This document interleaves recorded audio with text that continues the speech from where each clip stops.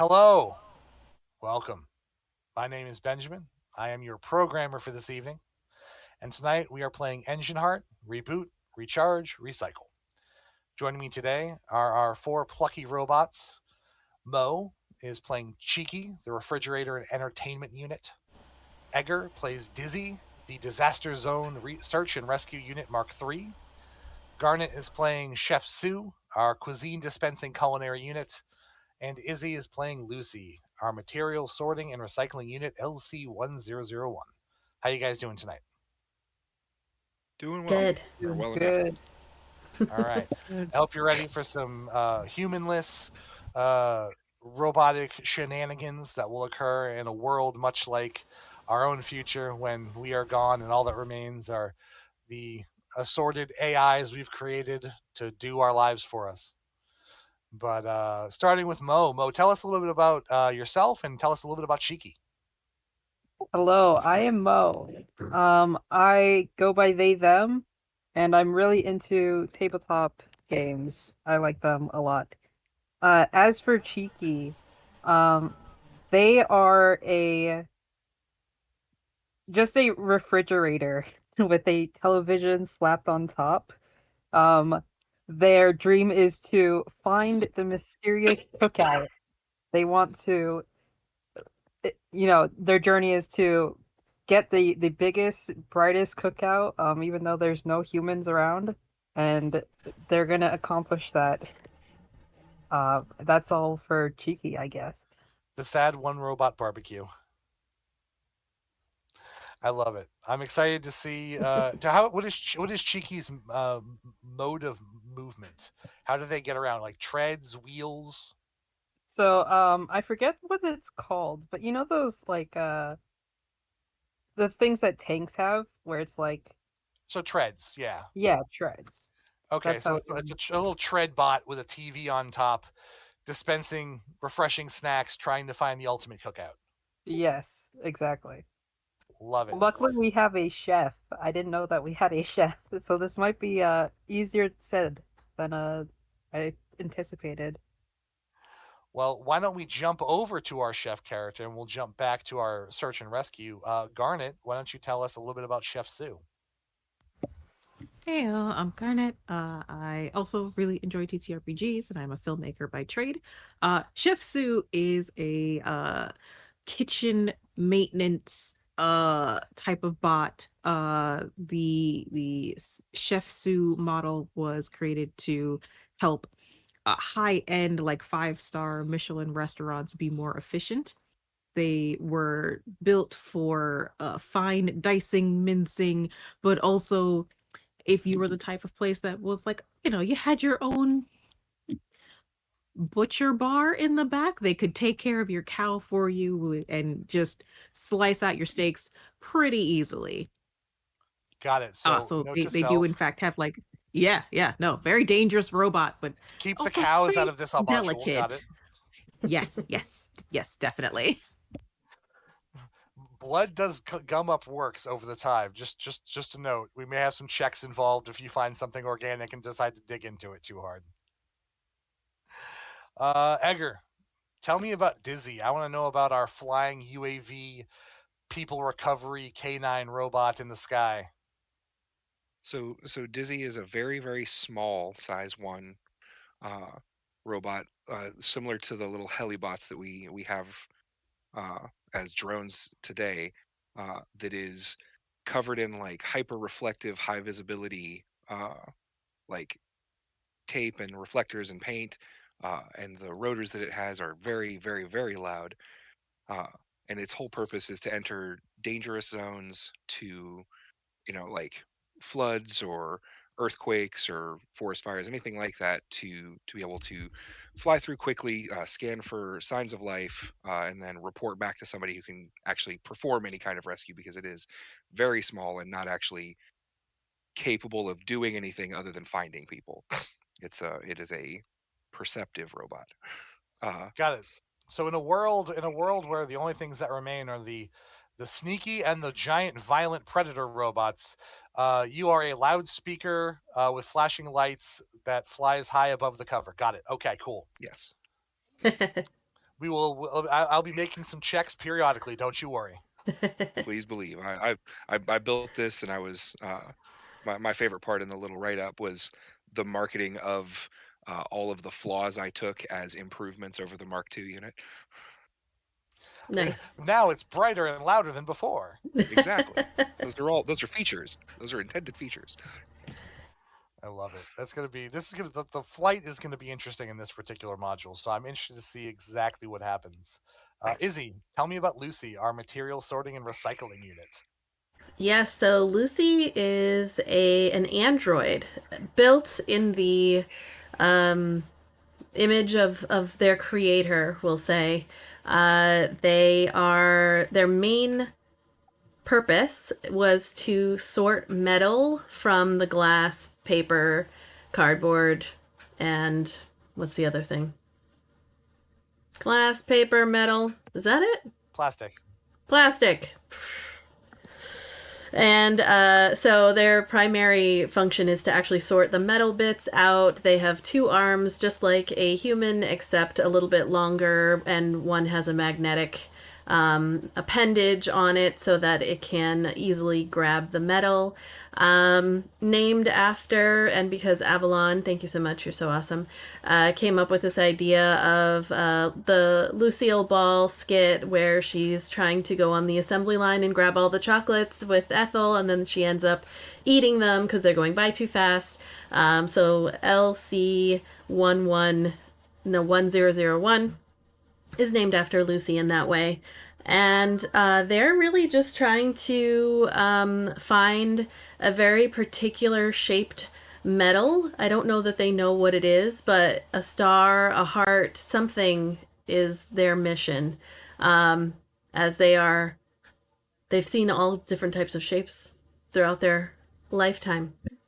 But they are very dexterous, but not so much on the understanding um, how humans work because they were stuck on the assembly line. Not the most user friendly robot, but with some interesting attachments and features. So we'll see how that plays out. I can think of a few interesting moments that could occur. But yeah, that is our cast of plucky robot adventurers that'll be making their way through this particular module. So, for those of you at home who are not familiar with Engine Heart is a lovely little tabletop role playing game that was kickstarted back in the early 2010s by Viral Games, and it had a modicum of success. I backed it personally. The company that originally made it has unfortunately gone under, as so many of them do over time. But we are going to play this kind of in honor of our fallen TTRPG comrades who are no longer making games, at least under a brand I could find. And we're going to have a little fun and kind of role play in the Wall E universe, as it were. So, this particular module sees our friends here having collected for safety and to uh, to avoid being plucked off one by the predatory robots that may exist out in the wild ruins of the world.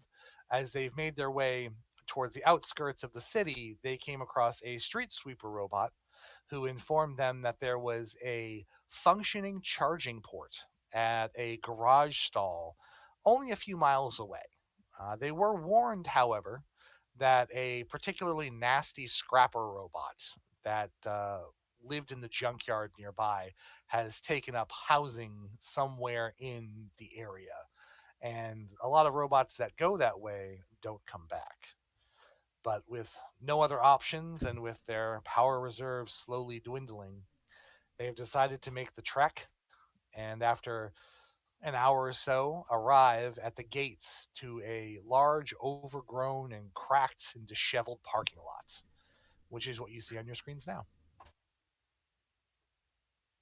So, tell me, my friends, you see in front of you about a 7 foot tall chain link fence with barbed wire at the top. You see two thick iron gates partially ajar. A small enough robot could probably skeeter through, but a big one might have to push and get that gate to budge. Inside, you see the wrecks of various cars and a ton of potholes. The ground is very uneven. Um, some of them seem rather deep. Off in the corner, you can see almost like a jungle of sorts. You can just make out the top of an old transport truck that seems to have been turned on its side, and surrounding it is thick dirt and thick vegetation growing out of it. Beyond that, it's a little hard to see as a bit of a fog has set in, but you think you can make out some more fencing and what appears to be a rather large crack or ravine in the middle of the parking lot. To the left of you is a large building with no windows facing you. There's another one at the very, very far end. You can see it peeking above the fog, another large concrete building forming kind of an L shape around. To the right of the parking lot is kind of a marshy swampland that seems to sit about 10 feet or so below the parking lot's level. Okay, I guess as we're kind of approaching up, the is this like a chain link fence that's around it, or like a wall? It is a And chain about link how high is fence. it? So the fence itself is about 6, 7 feet tall. Hmm. And then on top of that, it has that angled barbed wire they use to kind of keep people from climbing fences. Hmm. And that barbed wire is probably like a foot and a half, 2 feet sticking out from the top of the fence. um, Lu- no, go ahead. Lucy's going to approach the fence and just taking stock of her companions. Um, she's going to well, first kind of scan, I guess, the Okay. area to see if there's anything that she can see in her vision as she begins to heat up her cutting laser arm. Ooh. All right. Give me a roll perception for me. Your TN on this is going to be an 8. All right, perception. We got.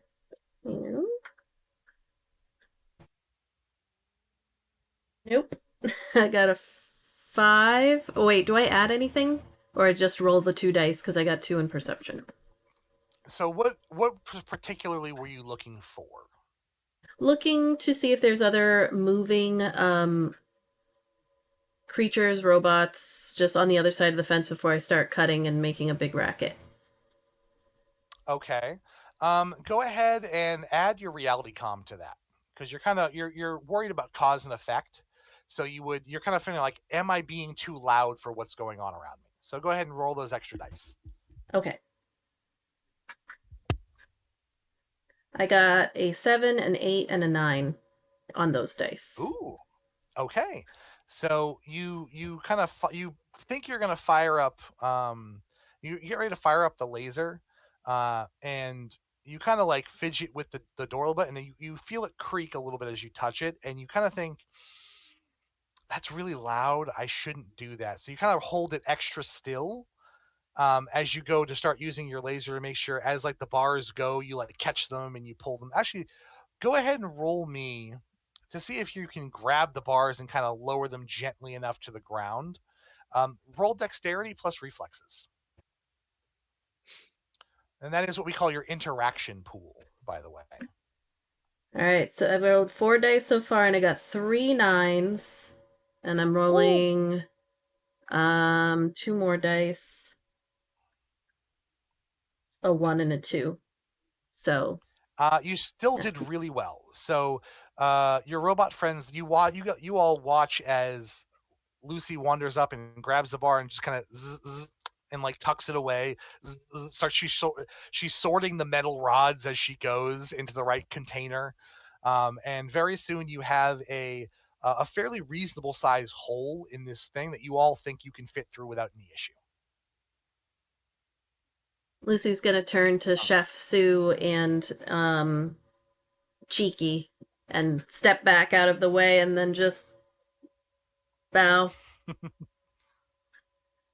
All right, before I decide to go forward, I want to do a biofrequency scan because I am looking for materials that can be used in my cookout. I need to search for food to put in my fridge. Okay. So what's the distance on that? Does it tell you? I I think think it's it's like a It 10. number says, of it's 10 yeah, meters 10 per meters rating. away. Okay. So you do your biofrequency scan. You kind of watch it. It's kind of like predator vision for you, except everything organic kind of lights up. You notice there's some like weeds and stuff growing here and there throughout the parking lot. You see like some mold here on this, some mold on that, like the occasional mushroom. And then you see that corner near the overturned truck, and the whole thing lights up. There's tons of plants over there, various types of vegetation, and you think you see something moving slowly, kind of in a circle, roughly in the center of that jungle-like area, just beyond. Like you can see the kind of the you kind of get this overlay of all the bushes, and you see something kind of moving in between them in kind of a circular motion. Okay, while I am getting this information, the robots that can see Cheeky, um, Cheeky doesn't actually speak, they're mute, but they do make out like little, bzz, sounds, because their audio is broken. Their audio system is broken. However, their display screen on their television, uh, while mute, does display like, commercials. One in particular is a nice juicy hamburger from uh from a fast food restaurant. I won't say in Legally distinct. particular, but yeah, legally distinct. Best burgers at Legally Distinct. Ah, yes, Burger Prince. I love that place. Exactly. Get that So great burger, the Whammer. I'm gonna go straight ahead and try and get that burger. Okay. So Cheeky begins plowing through the pothole field. What I will need you to do for me is to give me a mobility check. Your TN is 8. So my role is uh the number that's like added to the D10s. So So you I roll would a number of d10s equal to your mobility number, and you're looking for number 8, 9, or 10 on the die. okay, so I would roll 5 D10s because I have 5 mobility, right? Yes, Cheeky's very fast. Oh, wow. Always there with that Burger Prince whammer. hmm I imagine Cheeky had a very impatient owner who didn't want to wait for their snacks, so they like hopped up Cheeky's motor so Cheeky could get there that much quicker. Is there a rule about ones in this system? Other than they are failures, no.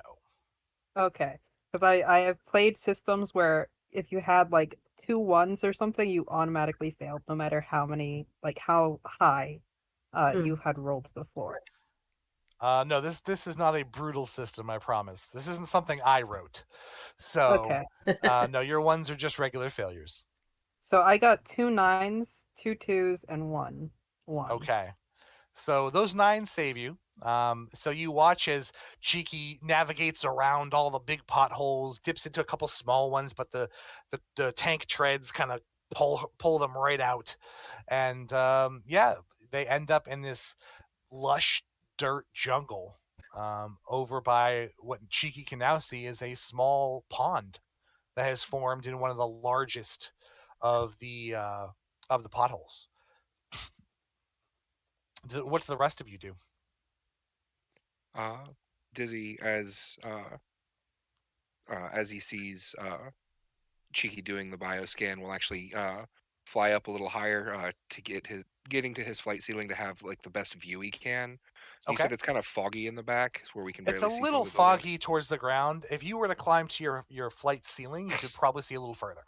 Okay, yeah, he'll climb up to his flight ceiling and then just get the best kind of bird's eye view he can of everything that's here. Uh, Okay. Trying to see, we were warned about the scrapper robot, uh, and I want to make sure that we see him coming or we're prepared for what we're getting into. Okay. Go ahead and roll perception and reality comm for me. All right.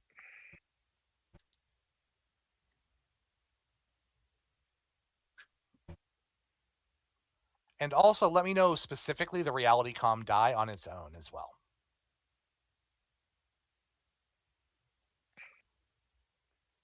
Uh, Well, let's see. One of the reality comms was a 10, Ooh. and then the reroll was just a 2. Okay. And then I got another 10 and a 9 and a 7. Am I target number 8 for this? TN8, yes. So total 3 successes. All right. So unless I give you a TN, we'll just assume it's We'll 8 just assume it's to 8. make it Okay. safe. So, Dizzy, you start to fly up, and just as you're about to clear that fog, you notice movement in the distance, in the sky, about Oh, 50 yards ahead of you. Um, and it you can just make out it's coming near a large metallic object. You can't quite determine what it is, but you make out the distinct light that comes from cutting lasers. And part of that reality com roll was, should I be up here? Because that looks dangerous. And mhm. somewhere in your programming it goes, no, I should go down a little bit. And you duck down at the last second, and they don't seem to notice you. That's a shame. My high vis reflectors are not doing their job. Only because you rolled tens. If you had I not understand. rolled tens, things might have gone differently. So Dizzy will drop back down, and despite being able to fly over the fence perfectly, he zips through the hole that Lucy made in the fence for us, and just uh, as he kind of passes everyone, says, "Careful! I think that scrapper bot is about 50 yards ahead of us. I saw cutting lasers. Very dangerous. We should let the fire chief know." Yes, they were very similar to what Lucy just used to cut through the bars. That's what you saw from a distance. What about Chef Sue and Lucy? So the two of them Dizzy and Cheeky have progressed forward. Will the two of you follow or stay behind? He is making way. So Chef Sue, upon hearing that the one bot is pretty close, um, you guys remember Roberto from Yeah, Futurama? I gotta Uh, practice stabbing. yeah, kind of like that. Is just going to pull out some of the knives that she stores, um, just in case. She doesn't like using her knives to fight robots because her knives are artist tools. They are meant to create food art. They're not meant for self-defense, but desperate times. Uh so she will have knives in her little clamps as she rolls through very carefully. I like to imagine they're like Wolverine claws, just various paring knives pop out, just like Yes. butcher knife, just chink. Yes. Love it. All right, I go love the ahead and give idea of me these are like a. your fabric scissors. Like you don't use these for cutting paper. Are you insane? Exactly. That's what it was like the first time like there was a fight like way back when. The very first time it was a fight where it's like, I don't no, don't make me do this. And it was like a lot of crying as she won that first fight, Oil but not because she tears. had to yes, oil tears, but it wasn't because she had to like fight a fellow robot. It was because the robot made her use her good cutting knives to defend herself. Love it. Go ahead and give me a mobility check as you make your way through the pothole-filled field. I do not pass. It's a 4, a 3, and a 1. Okay, so you start to make your. I'm assuming you have legs, like standard legs, Yeah, biped kind of robot. working in a kitchen had to have regular legs so I could just be That's a like an part OSHA of the thing. cooking team. Yes. Do you Yeah, still have like the not black? treads. Do you still have like the black like Oh yeah. non-slip sneakers? Okay, cool. Oh, Um, absolutely. so you're making The your way soles are through. worn out, but yeah. The worn soles are the problem because as you go to step on the edge of one of the potholes, you slip and kind of tumble down. Go ahead and give me a reflexes check. We're gonna see how well you can catch yourself. Is there any way I can help with my um what is it? Telescopic limb? Yeah, is that the one with the magnet on it? Yes. Yes from now Okay. on. Yes, from now on, I I'm like. trying. Give me an interaction check then. Dex plus reflex. Okay. Interaction check. Okay, so I looked up and I see that I am unreliable. So anytime I roll Okay. an interaction check, I have to roll a d10 to see if I roll a 1. And if I do, then I don't function at all. Okay. Okay, so my telescoping reach.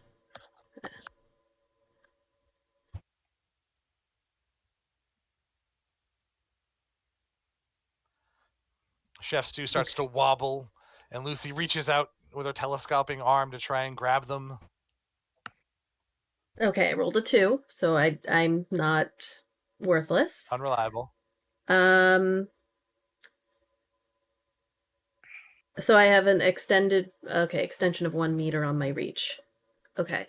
And you said an interaction pool, Mm-hmm. Dex plus ref. Okay. Got it. I have 1 8 so far.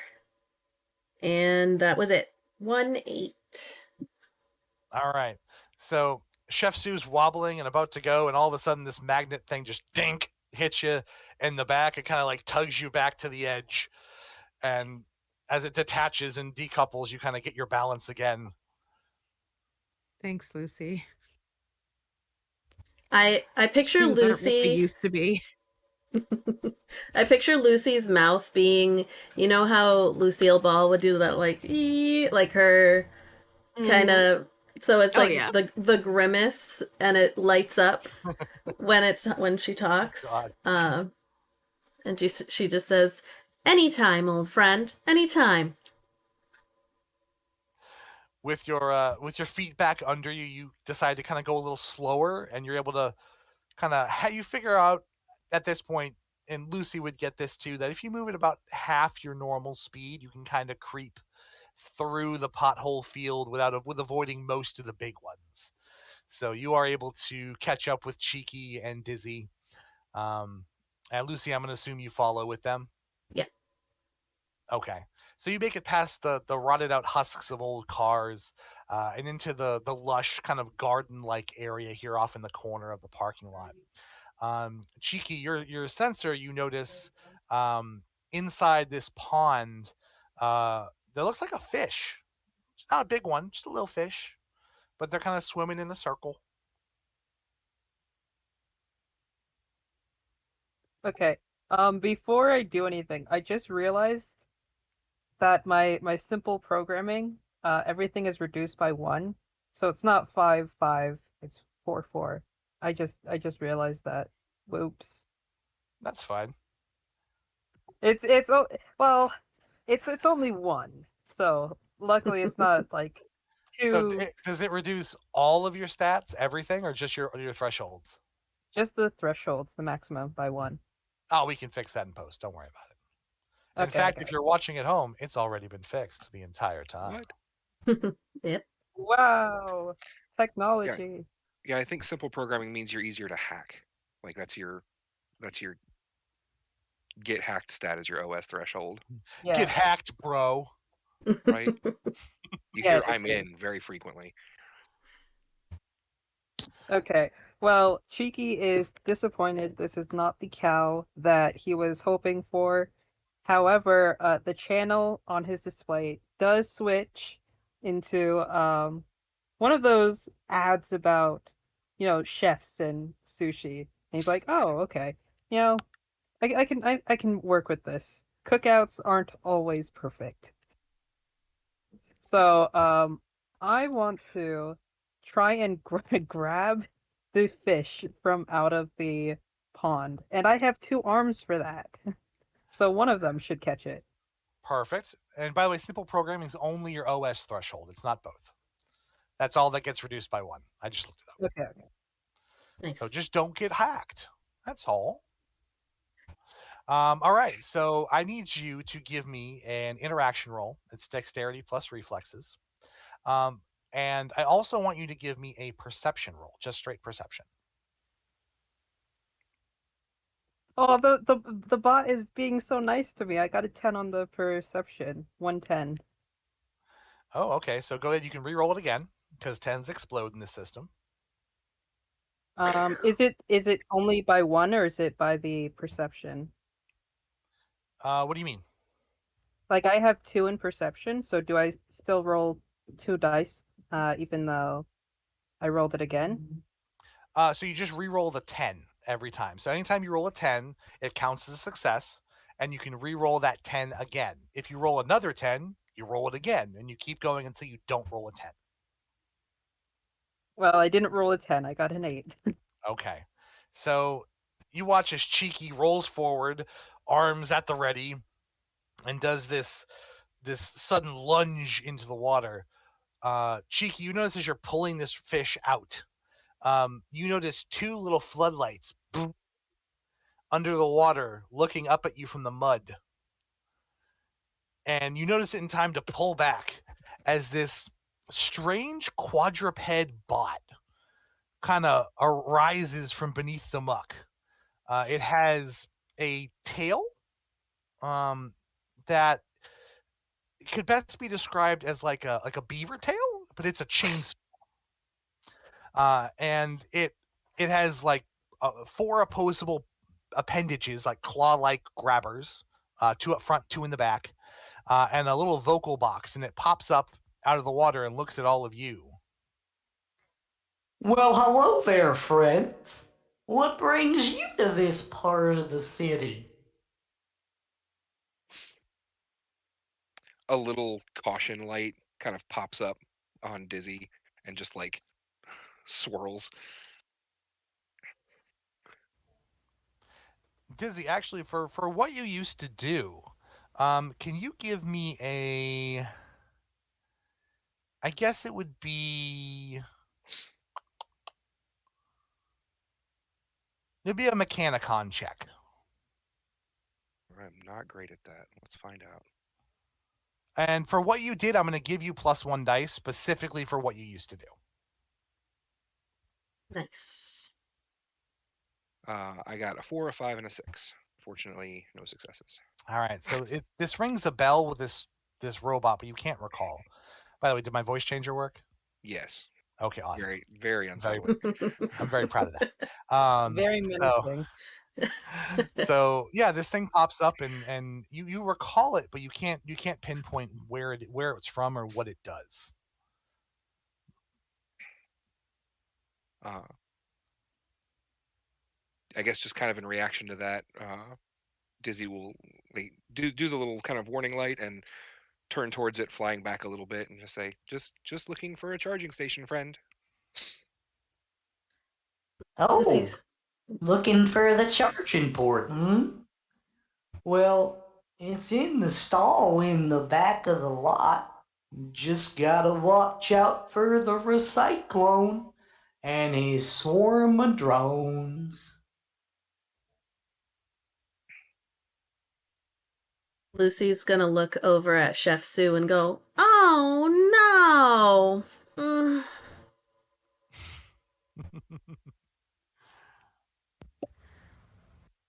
Of course he would have a swarm. Maybe we charge in pairs? That way we're not stuck? Well, the recyclone can't get to the charging port. That's the old sort and spins stall. But he don't let nobody in. That's why I've been down here in low power mode, just waiting it out. Oh. So you need to charge too? Oh, these old batteries could use a charge for sure. Luckily, I was made for the water. So if I stay nice and still, I get a bit of a trickle charge.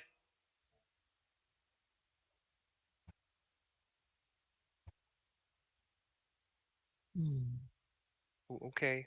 This is off topic, but Cheeky, did he get his fish?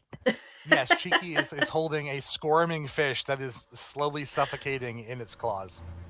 He's going to put that in his. He's going to open his chest, the fridge itself, and put it in there, and then close it. Now, as you're putting your fish away and you're chit chatting, can everyone give me a perception check, please? Dizzy, how high are you flying right now?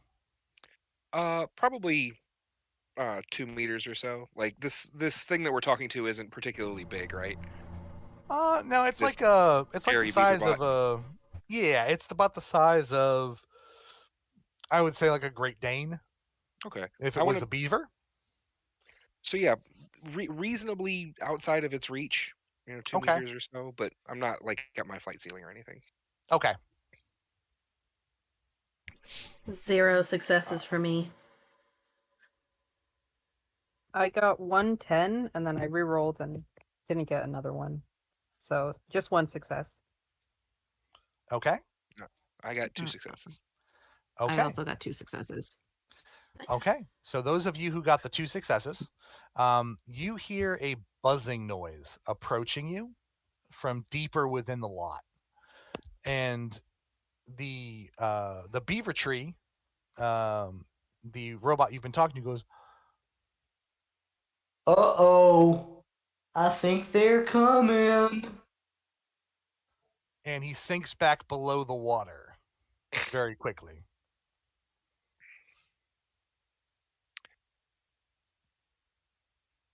Lucy's gonna go up to the edge of the water and go, "You get back here, mister! You get back here, mister!" She's not very helpful. So Lucy makes lots of noise. Got it.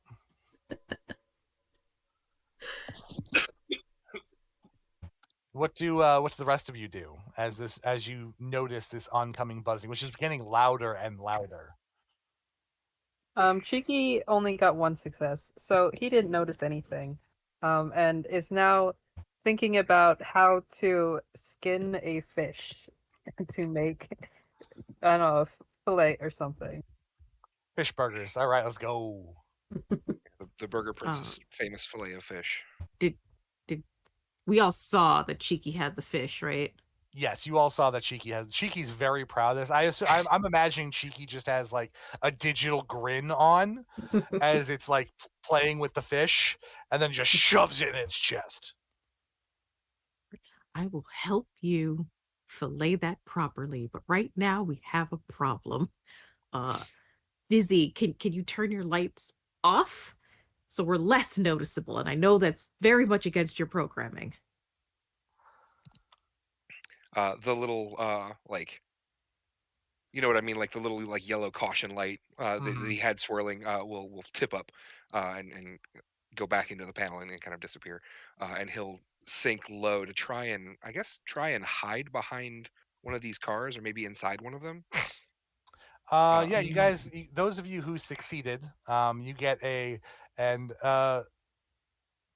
so Cheeky said they got one. So the only one who didn't get anything was Lucy. So Lucy's standing there shouting at the water. You look around. There is a rusted out car, just kind of halfway into the jungle area. There is also the side of this truck has been kind of, you now notice, has been kind of cut and torn away, revealing the inside of that area. So you think the smaller robots could probably fit under the car, or in its various parts. If you're above a size 2, you could probably fit in the truck. So the minute Cheeky heard "be silent," they turned on their silent mode and shut off everything. Uh, their screen turned off, and the very low hum that you would hear from a refrigerator cooling the insides immediately became unnoticeable. And they Ooh. have powered off. Okay. If only real Right. fridges could do that. All right. Power save mode. So you all watch as Cheeky just goes, boo. Dizzy will kind of call to Lucy, like kind of zip around her head a little bit, just be like,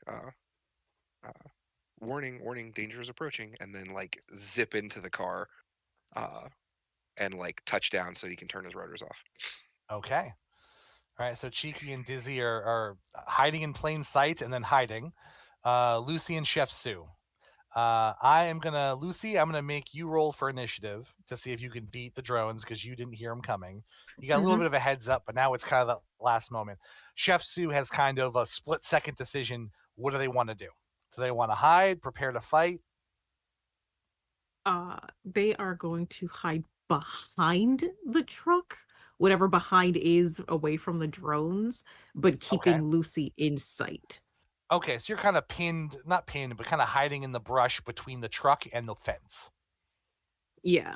That way when the time comes, she can sort of like spring out. Okay, I like it. Okay, so let's go ahead. We're gonna roll initiative. So everyone can roll. We're gonna say for your first turn though, everyone but Lucy's already hidden, and then we'll go from there. Let's see what the drones get. Okay, Lucy, what do you got for me? It's just gonna be a D10 plus your reflex score. Well, And this is one of the only time where we actually just add the number as opposed to rolling our reflexes. Yes. a 5. I rolled a 1 and +4 for my reflex. Oh, you know what it also says? Anytime I'm rusting as well. So anytime I roll for reflex, I have to roll a d10. Oh no, any ones on my d10 is a fail. Can you fail initiative? You can't fail in this instance. Okay. So I would say that's a different It's roll. just the But we worst I tied, can so we do. need to roll again. Oh, okay. Well, I didn't do much better. I got a 7 total. Okay. So, Lucy, you do act first. So you can just see the lights and hear the buzzing through the fog as these things are about to descend on you. What do you do? Can I tell that they have seen me? Like, is it obvious that I'm just like, uh-oh, and there they are? Roll me Digicon. Okay. Digicon. Digicon, digital robots. Sorry. I got a 2 and a 9. Okay. You don't think they're not coming like directly towards you, but they are coming towards the area. Okay. Crap. So, uh, she's gonna try to get into that, trunk real quick. All right. So you're going to try and get into the area you can hide in. So why don't you go ahead and give me mobility and reflexes. We're going to see how fast you can kind of scamper. All right, that's 7 dice. Ooh. A 3, 4, 5, 5 so far. A 2, a 6, and an 8. So 1 success. Okay. That's 7 dice. So those of you who can see Lucy, see her kind of slip on some mud and then bounce into a small fern and then kind of really it's like an I Love Lucy skit. She's just like rolling across the outside of the truck and then finally like ducks in through the hole at the very last second as these 5 drones, about the size of Dizzy, maybe a smidge smaller. They all have these little monochrome displays on the front. And right now there's eyeballs, like monochrome eyeballs doing a left and right as they look. And you notice mounted just below the very bottom of it is a little cutting laser, a smaller version of what Lucy has been using. And they kind of fly around the area. You don't see the beaver bot anywhere. He's well beneath the water. But they make their way over to the rusted car and they zap it a couple times. They kind of carve out a little piece, pull it up, inspect it. And the face, that monochrome display gets angry and it throws it down. It zips over to the truck and it starts carving out pieces of the metal. And inside is Lucy doing one of these. And then, like, right over here is the entrance. And they're slowly carving out pieces of it. And for the next 30 seconds or so, you watch as they kind of cut away pieces of this truck. And those of you can see the monochrome display, see they cut a piece and they go, and they store it away, and then and they store it away. And after about half a minute, you watch as the lasers turn off and they fly up out of the fog and they fly off north. Is there anything that I can glean, if I can see it at all, from where I'm at, of the metal that made it smile? Like, what type of metal made it smile just now? Yeah, roll me Mechanicon. Also, you can add in RealityCom too. All right, 6 dice. Okay.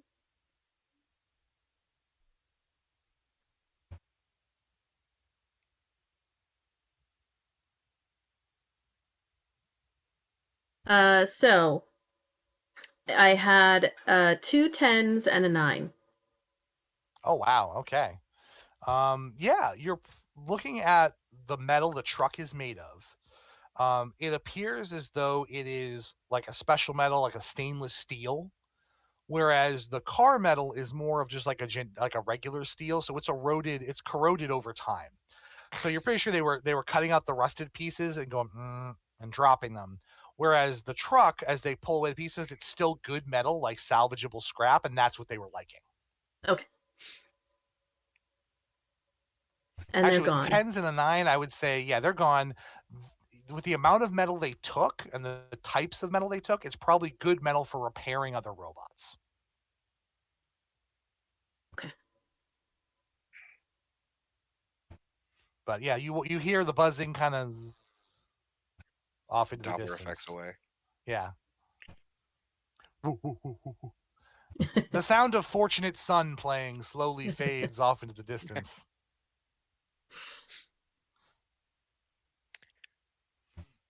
And then after a few moments, minute goes by, two, the little beaver robot kind of slowly resurfaces and looks around. And then kind of comes back up and kind of just floats to the top again. Dizzy will come out from the depths of the car structure. This area is very hazardous. Dangerous robots. You gotta watch out for the drones. They're always looking for scrap to fix up the recyclone. And the recyclone's in the way of the charging station? He's in the middle of the lot on the other side of the canyon, near the big robot guy.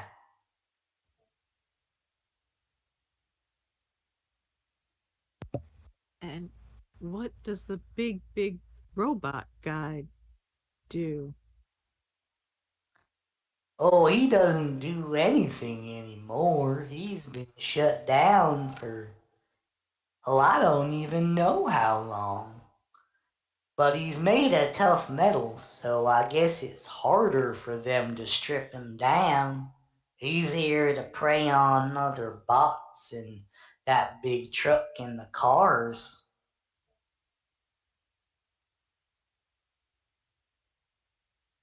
Well, if we need to get by, power reserves are getting tight. Well, you could always go in through the pipes. How big are the pipes? Oh, I don't know. Pretty big. I could fit inside. Can Cheeky fit? Yeah. How big is Cheeky? Cheeky is actually the middle. I think Chef Stu is the tallest. You're the second tallest, then Cheeky, then Dizzy. Okay. So can the chef So fit? Cheeky- Well, the chef might have to squeeze a bit, but it's possible. You just gotta go down into the swampy lands and cross over the ravine. And then there is a big old pipe sticking out the side. I think it comes up in the middle of the lot on the far side. Back when it rained, all the water drained away that way. I think there's even a cable down there you could use to get across. I'm just a little too slow to try it myself. But he looks over beyond the fence towards. You notice this kind of gouge in the ground is all like a gouge in concrete, but just beyond the fence, it turns to like mud, like a muddy ravine. Chef Sue, what do you think? I can always cut you down a little. Pulls out the laser cutter. Zzz. Much appreciated, dear friend. But uh, I was designed to for height adjustments for varying kitchens. So I think I've got it. Okay, if you change your mind. And Zzz, Chef Sue will just sort of very slowly, just sort of like you know, sort of like those stackable cups. That's kind of Mm-hmm. what the legs are doing. Does Chef Sue actually have the quirk, the one that lets her change size? No, no, no, no. Okay, because there is one that you can compact yourself or extend yourself, which I think is hilarious. But I thought about it, but extendo arms go. But Oh, no, you think based on what the Beaverbot tells you, you kind of motions over. It's probably about a 10-foot drop down to the wetlands to that swampy area. Um, and with Lucy's cutter, you could probably go through the fence. It would just be kind of you'd have to figure out a way to get down. traveling through rubble can be very dangerous, but I can check ahead and see if the pipe is clear. I worry about Cheeky's treads in the mud. Yeah, you're not sure. You're not sure what would happen if someone heavy or less mobile got stuck in that mud, but it is one option going forward. are there?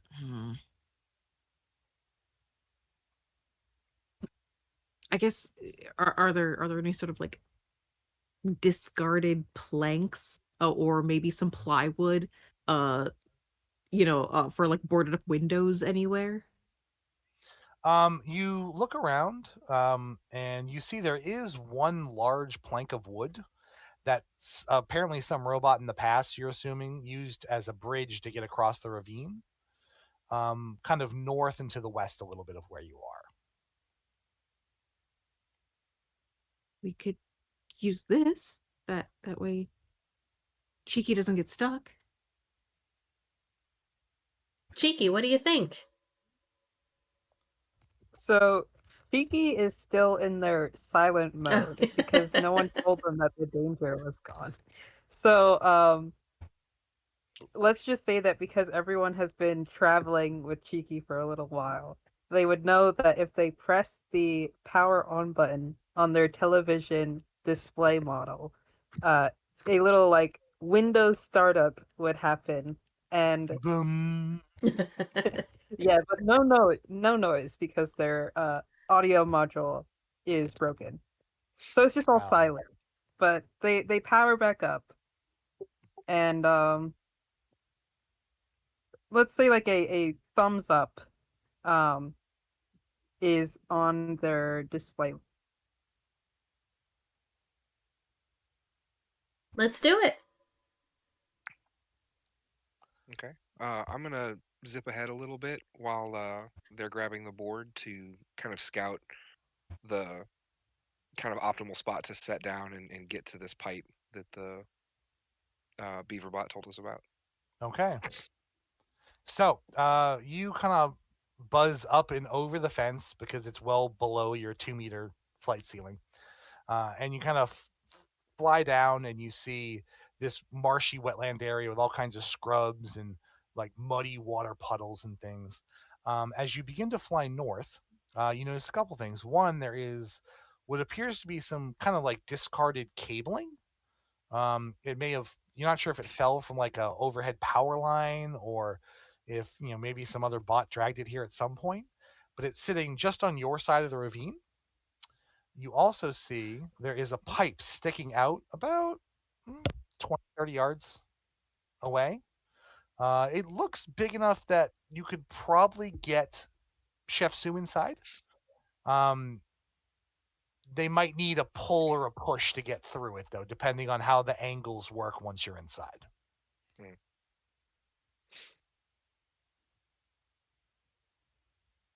Chef Sue, do you want to go? Oh, I'm not there. I was thinking that we would be.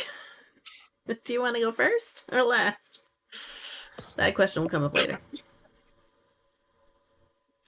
Uh, Um, we're still gathering the plank of wood, though. Oh, so you're going to go for the plank of wood. Okay. So while Dizzy is off on their excursion, trying to figure out an alternative way in, the four of you, or the three of you, make your way towards the ravine. As you get closer, you notice that there is a fairly deep, like 10, 15-foot drop right here. It looks like something gouged the earth. You're not sure what, but the ravine itself is full of debris and trash and rubble. Um, you notice that right across it, though, you see a massive robot. This thing is probably size 7, 6 or 7. So it's bigger than, it's probably 2 or 3 Lucy's tall. It is broken, lying back against 2 large fuel tanks. You notice one arm is kind of off to the side, one arm is completely broken off, and the legs seem, at least one of them seems broken at the knee. It's twisted in an ungodly direction. Scattered all about the surrounding area are the broken remains of various robots. Beneath the right shoulder of the robot, you see there's some kind of cellar door that's open, but there are steps leading down into the darkness. Look at that big hunk of metal. I think I'm more concerned about all of the small hunks of metal surrounding it. Was there a battle? I don't know. They look pretty harmless to me. She nudges. Now, Chef Are they Sue. rusted at all? the robots that you can see, give me perception and mechanicon. Okay. And then I have enhanced camera. Do I add more dice for that? I believe you do. Let me see real quick. Enhanced camera. Yeah, 1 extra D10 for each level of it you Okay. have. All right, so it's one more level, so it's going to be 8 dice. Okay. Right. And all three of you, anyone who's who's made their way to the wooden plank, can make this check. Okay. So that was perception plus mechanicon. Yes. And Lucy, add 1 die because it's going to be relevant if you pass. Okay, so that was an 8, a 9, 2 10s, and a 9. So it was 5 successes. Okay. 3 successes. All right. And Shiki, are you going with them or are you staying behind? I am staying behind. Okay. I don't So- see this massive robot. Yeah, you just barely hear Lucy and Chef Sue discussing it off to the side. Chef Sue and Lucy, you both notice that the robots that are scattered about this entrance have all been dissected with lasers. Pieces have been ripped off. Various components have been extracted. They very much have been picked clean for parts. You also notice that there is a faint blue light up in the visor area, like the eyeballs of the big robot. And it's very dim, and then periodically it goes and you hear a hum, and then it fades away. And whenever you hear that hum, you notice there's light coming up from that cellar area down below. It's very inconsistent.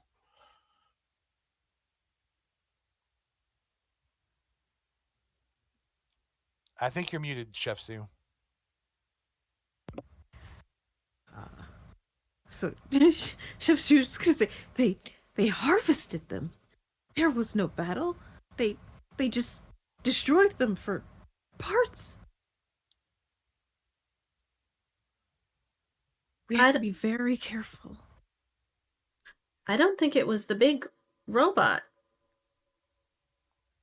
It must have been the drones. Either way, we have to be careful. As you are speaking, and as the latest up top and humming fades, you hear the buzzing sound from before, but down in the cellar. And it sounds like it's starting to make its way towards you. Man. The drone's coming. Boop, boop, boop, boop, boop, boop. I'm gonna try to find somewhere to hide.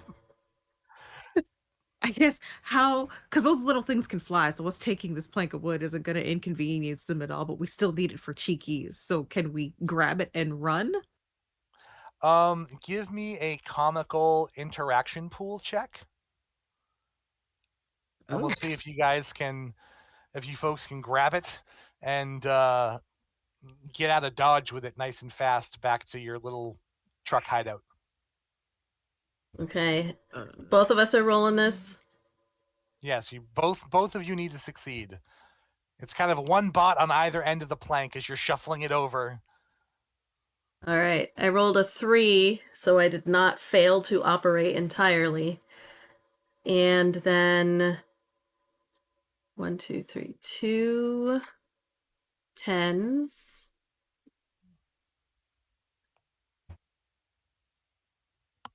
Two 10s.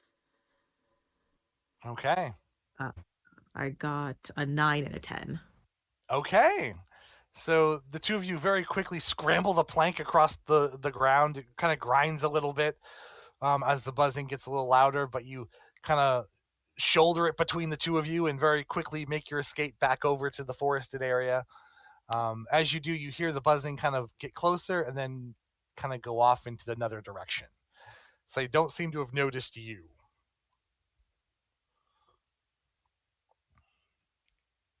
Cheeky, you just notice as your two friends come running over with a plank of wood, very frightened. Right. There are times I wish that I could breathe, like the humans used to, because there are definitely times I wish I could faint. Yeah, But we got the wood. Cheeky is switching through the channels on his display, and in each one you see a slightly different person clapping as if they're celebrating something. Did somebody say wood? And The beaver pops up, the beaver bot again, and he sees your plank of wood and goes, oh, I thought it was a tree. I haven't cut down one of those in ages. Well, maybe we'll get rid of this tornado, fella, and you'll be able to go cut down all the trees you want. Does that sound nice? It would be nice to get out of this little parking lot. I miss the forest.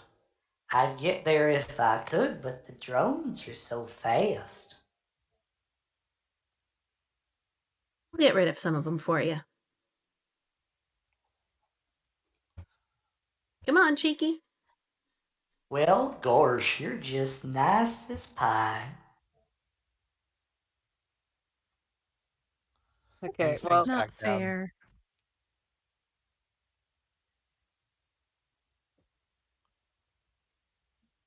Alright, so Cheeky you is have your going plank. to, yeah, they're going to follow. And is someone going to be pulling Cheeky or pulling the wood? How is this going to work? So I think the idea was that we'd have to cut another hole in the fence here on the right to get over to the swamp side, and then we were going to put the plank across there to cross the ravine to the other pipe.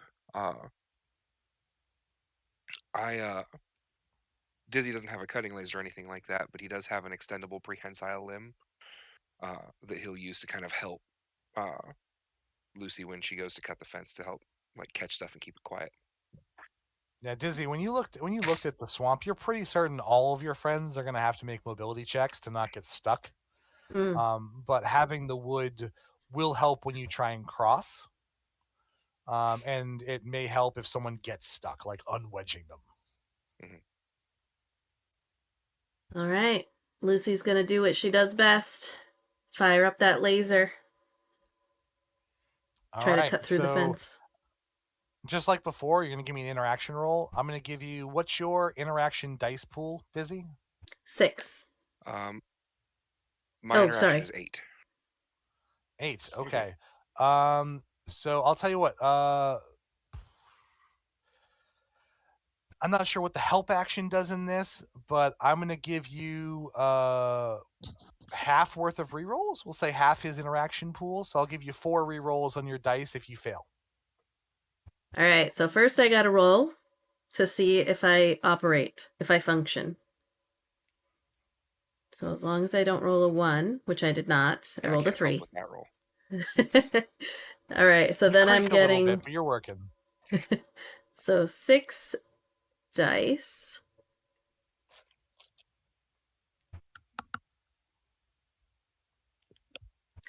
I got 2 8s.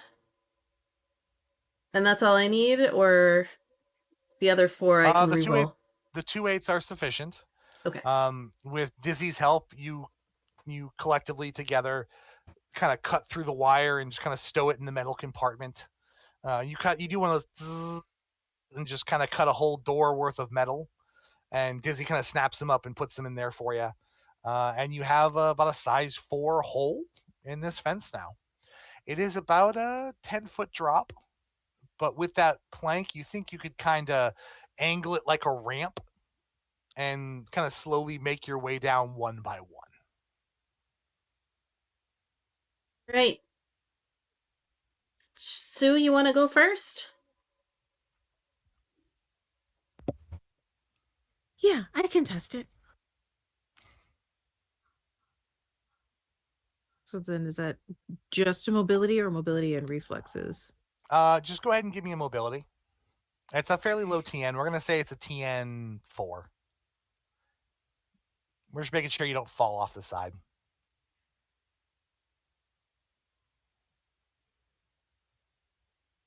2 10s and an 8. Ooh, okay. So easily make your way down. Potholes, problem. Ramps, easy. Whee! Complex machines meet simple machines. Gotta love a ramp. This parking lot is ARA accessible. The American Izzi, Robotics Association approves. I will test out the ramp. Seeing as Chef Sue has gone down, I like my chances. All right, go ahead and give me a mobility check.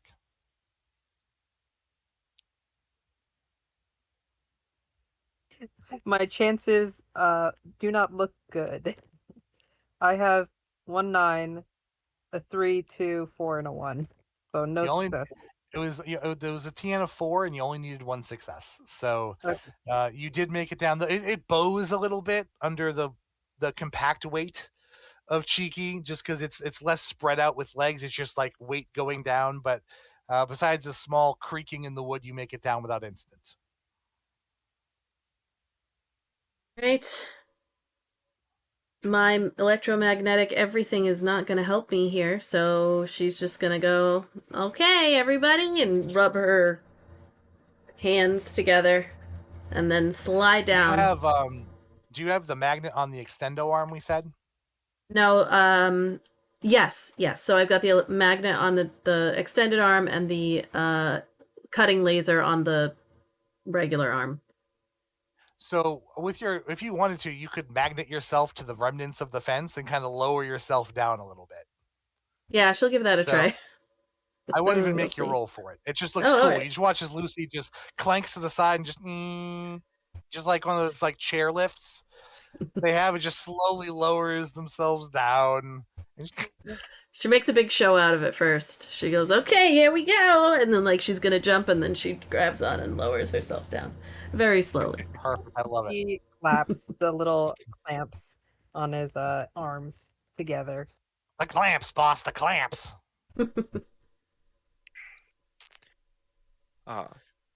For our little kind of trek across the swampy bits, can I fly ahead a little bit and kind of scout the best like walking path or walking terrain? Uh, Sure. Particularly, I'm thinking I've got the fan, uh, not defect, edge, whatever it's called in the system advantage. Uh, Mm-hmm. so I imagine I'm like flying low. Feature, there we go. Uh, and using my fan to like blow away leaves and debris and like a bit of water to find like these are the clear spaces to walk. Okay. Give me a perception and reality comm check.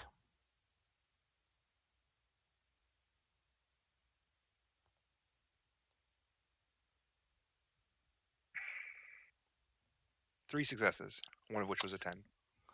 All right. So what I'll do is because you got 3 successes, I will reduce the TN on the mobility check by 3.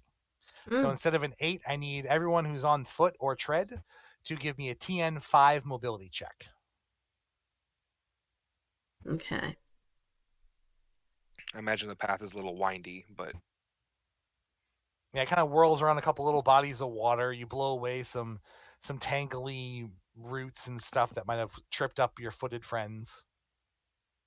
So you said mobility check. I see TN to be. Oh, that's struck. Never mind. I thought it said stuck. I got one success. Oh Okay. no. I got 2 1s and a 2. oh no. Oof. I got a 5, a 10, and an 8. Okay. So despite your best efforts, Dizzy, you hear a "oh no" as Lucy just sinks about knee deep in like a little mini muddy sinkhole and gets stuck. That little caution light pops out again, and Dizzy kind of like does a quick whirl around the group, like Lucy got stuck. We need to help her Uh, up. I got stuck. I got stuck. Lucy, you're size 3, right? Yeah. Okay. So yeah, Lucy is currently stuck. Um, Dizzy's got their light spinning. Uh, Lucy, try as you might on your own, you're unable to pull yourself free. So you may need assistance from your robotic companions. You have that extendo arm, right? Yep. Um, okay. That's pretty secure. Like if I were to pull you on it, it wouldn't snap off, right? I hope not. I'm rusted. I'm a Not little trying to aid you. rusty. I'm a little rusty. I So imagine yeah, Dizzy I'm comes gonna down try and to. go ahead. Sorry. Oh no, I was gonna say I'm gonna just try to pull her out. I think I'm fairly strong. I think I gave Sue pretty decent strength just thinking about hacking away at giant hunks of beef. Yeah, Dizzy comes down to help as well, extending that prehensile arm and like attaching to Lucy's shoulder, and you can tell that no help is provided. Good. Okay, that's what I 0. figured. Yeah. Yeah, as I have a strength of 1 and a light weight of 5. I am not helping. So Chef Sue, give me a strength check. Your TN is 8. Okay. Let's see. I got And I'll let you reroll 1 die because Dizzy's giving a very gentle nudge. okay. Dizzy's more guiding the strength in the right direction than pushing. Dizzy has a maximum weight capacity of mage hand. Like it's not. Gotcha. All right, I got one success. I rolled a 10. Okay, so you manage to splorch as Lucy comes tugging out. She's got the metallic magnet stuck on your back, and you're just like You do a little running in place, then just boink, she pops out. She goes, "My heroes!" Mwah! Mwah! Making that noise, but the light is just lighting up on her grimace face. Love it. Absolutely love it. So, Yeah, Cheeky did absolutely nothing, so they're just clapping. Look, I don't need both of you getting stuck. You doing nothing was great. so you have your wooden board, you have your unstuck friends, and as you get closer, you notice there is a length of cable on the ground, kind of by the edge of the ravine, and then there's the ravine itself, which is about as wide as the one in the parking lot was, meaning your board should fit across it. All right, let's give it a Yeah, shot. like the cable doesn't seem like it's live or anything, right? It's just a spool of cable. Yeah, it just appears to be a spool of broken cable. Either it fell off something, or more than likely someone dragged it here. Because you don't look up, you don't really see any power lines or anything nearby.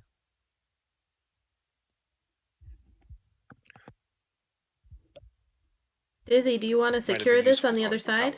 or whatever. Does it look long enough to get across? Yeah, kind it of looks provide like like it's probably about 5 feet longer than the board. Okay. Yeah, if Um, it's lightweight enough that I can kind of carry an end and float it across. Yeah, you take a look.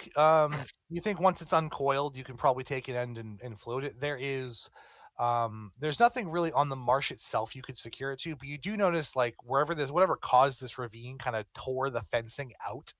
Mhm. So you think you could probably fasten it to like a part of the fence that's dangling over on the other side and kind of make like a hand over hand kind of deal that everyone could try and do to get across the ravine. If Okay. you were to combine that with the board, you think it would be a pretty solid way to try and cross. Oh yeah, we'll set it up. All right, give me an interaction roll. And then we should secure it on our side, right? Yes, whoever does that, also give me an interaction roll, please. I I got say it. Chef should do it. You have the most strength. I got 5 successes, 2 of which were 10s. Oof. All right. Yeah, dexterity plus reflexes for days over there. All right, I got a cool. reflexes of 5, so You are very very snappy. yeah, he So zips. you watch as that prehensile limb just does like a whole sailor's knot deal with the cable over there, and it is just tight as can be.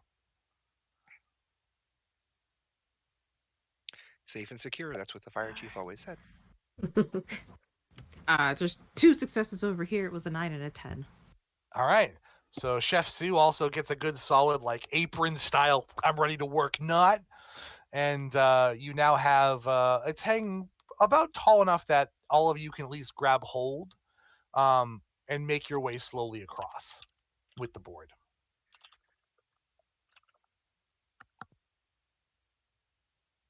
Awesome. So who goes first? She. You know what? I'll go first. So that if I fall down, you guys can come rescue me. So Cheeky gets on the board, and Cheeky, give me a mobility check. It's going to be a TN of 3. I got 1 success. All right, so Cheeky wobbles a little bit here and there, but very slowly, like clamps, clamp, and slowly pulls themselves across until they're on solid mucky ground. Who's following next? Probably me. Dizzy will follow next. I imagine with almost every action that this group does, Dizzy helps in every instance, even though it is completely irrelevant because he flies and can't carry things. Dizzy's just like slowly like taking their hand and just guiding them forward, even though like if they fell, he would just be yanked with them. 100%. Love it. Absolutely love it. We have always appreciated the moral support. Mm-hmm. He can't do So- the rescuing, but he'll make you feel like you've been rescued. It's part of my programming. He'll let you know you need rescuing. So who's going see. second? I think Lucy will go second. Let's save the largest for last. Gosh, dang it. What was this, just mobility?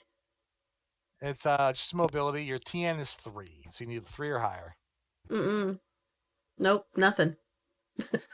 Oh no. So Lucy takes a bit of a spill, tumbling off the thing. And into the mucky and the water below. No. You're gonna take 1 point of damage.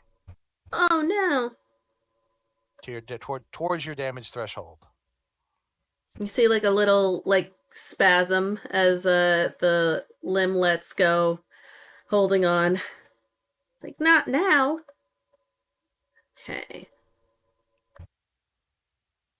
So Lucy is tumbled. Cheeky, you're on the far side. Dizzy, you watch helplessly as Lucy is pulled down into the water, which is only about like knee deep. So she kind of splashes in it, but it's more like a kid's pool worth of water. Let me see if anything happens. My rust. Ooh. All right. I gotta figure out how to roll this because this is interesting. What your faults were? Unreliable and rusty. Yes. Correct? Yeah. All right. So as you fall, you take 1 point of damage, and there's kind of an electrical spark and a loud, like, shocking noise as you do. Moments later, you hear a faint buzzing in the distance. Don't you dare leave me down here. What are the rest of you gonna do? Can I zip to the other side? Well, Chef still needs to get across, right? Correct. Okay. So Dizzy will say, Chef, if you can get across, I can untie the cable on the other side, and Lucy can climb up from that. Oh, that's a really good idea. Yeah, okay, I will. Yeah, let me hurry up and get over so we can get her out of there. All right, give me a mobility check, TN3. No. Ability.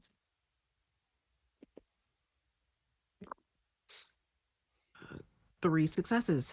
All right, so Chef Sue nimbly makes their way across the thing like it's a line cook fighting for room in a kitchen and just skitters right across.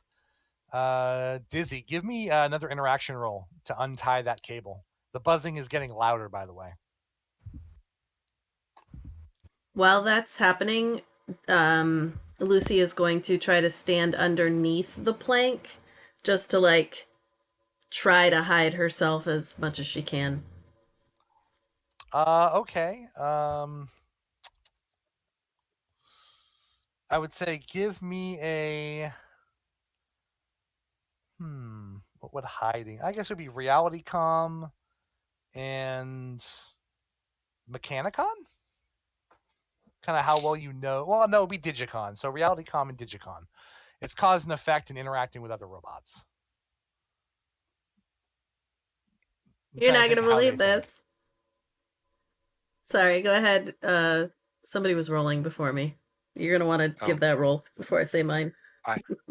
I rolled 9 dice and got 1 success. So panicked, Dizzy barely manages to undo the knot, and the cable swings down and kind of slaps the ravine wall right next to Lucy. Lucy, what'd you get? So Lucy starts going wah, and goes underneath the plank with 3 1s and Jesus Christ. and not enough to make up for 3 1s. So no successes at all? No. Okay. All right. So Lucy kind of does in the process of going wah.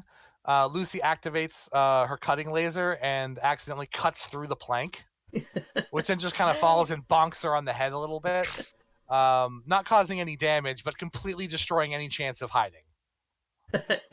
As she's still going, and And at this that point, also gets rid of my plan B, which was to have you use the plank to help pull you up out of the ravine with the cable. well, at this point, coming over the fence are 5 not good-looking drones. I need everyone to roll initiative for me. Is it too late to activate my silent mode? You could try on your turn. Just gonna hide and not help us. Is that right, Cheeky? Hey, you only need one person for a cookout. Wow. What? No wonder the robots turned on the humans in this world. All right, You're did not anyone wrong. get above a 10? I did. I got a 14. All right. Anyone get between an 8 and a 10? I got a 12. Well, I Ooh. got the original one was 8, and then I have +4, so 12. Okay, so it'll be Cheeky next. Sue, what did you get? And Lucy, what did you get?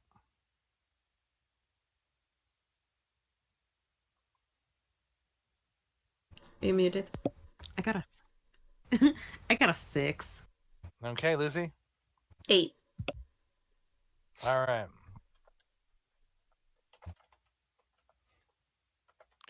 All right, Dizzy, you go first. So you see these drones descending on the group of you, and they kind of come over with quizzical looks on their little monochrome displays. And then they see you guys, and they turn to bright smiles and angry faces. Oh no.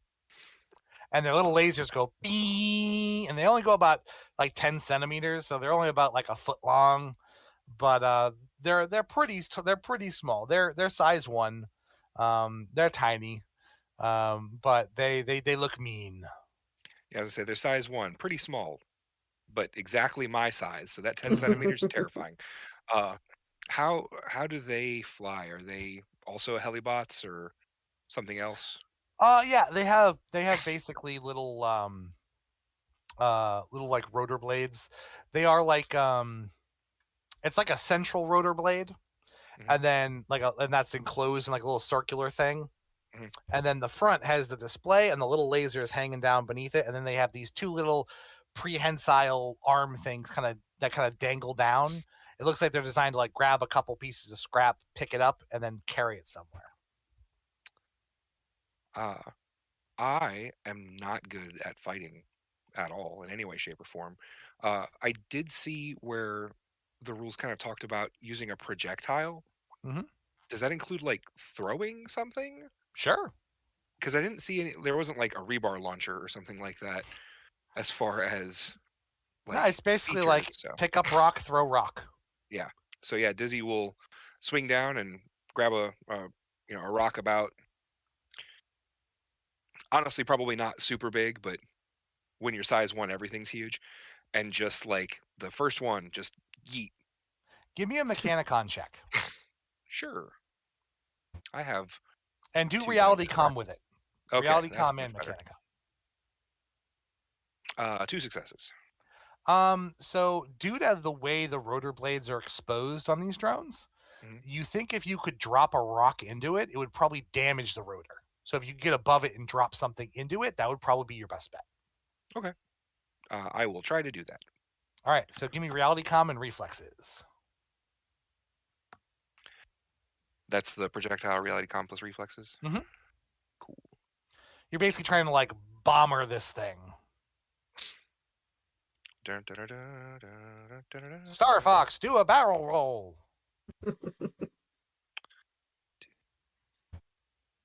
Is it against its dodge TN or?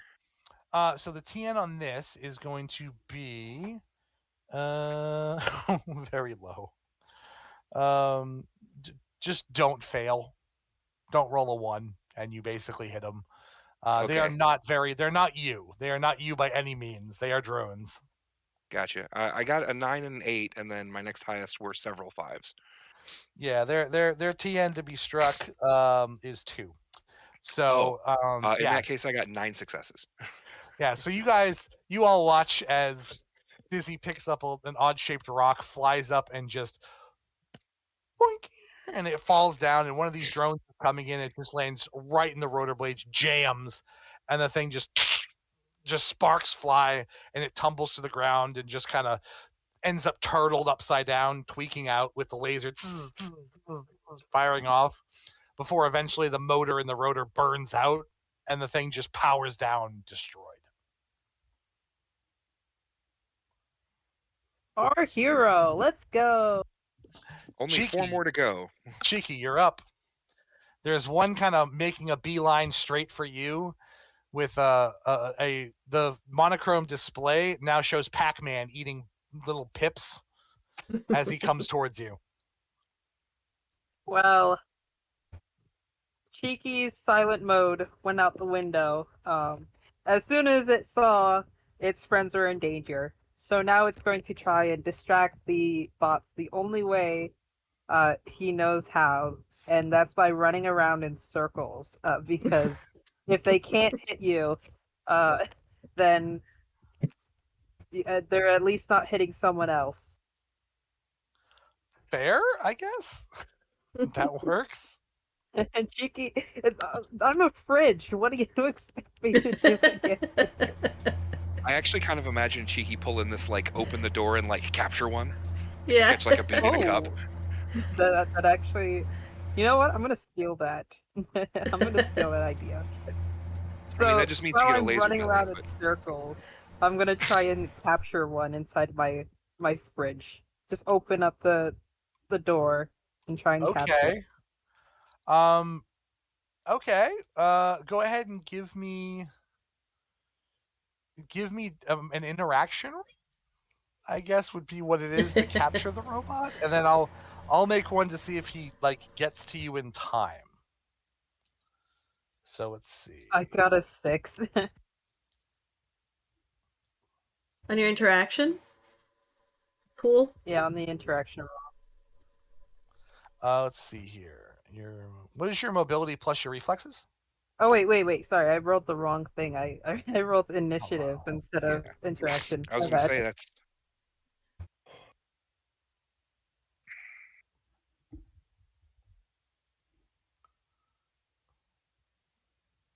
Okay, never mind. I got 1 success.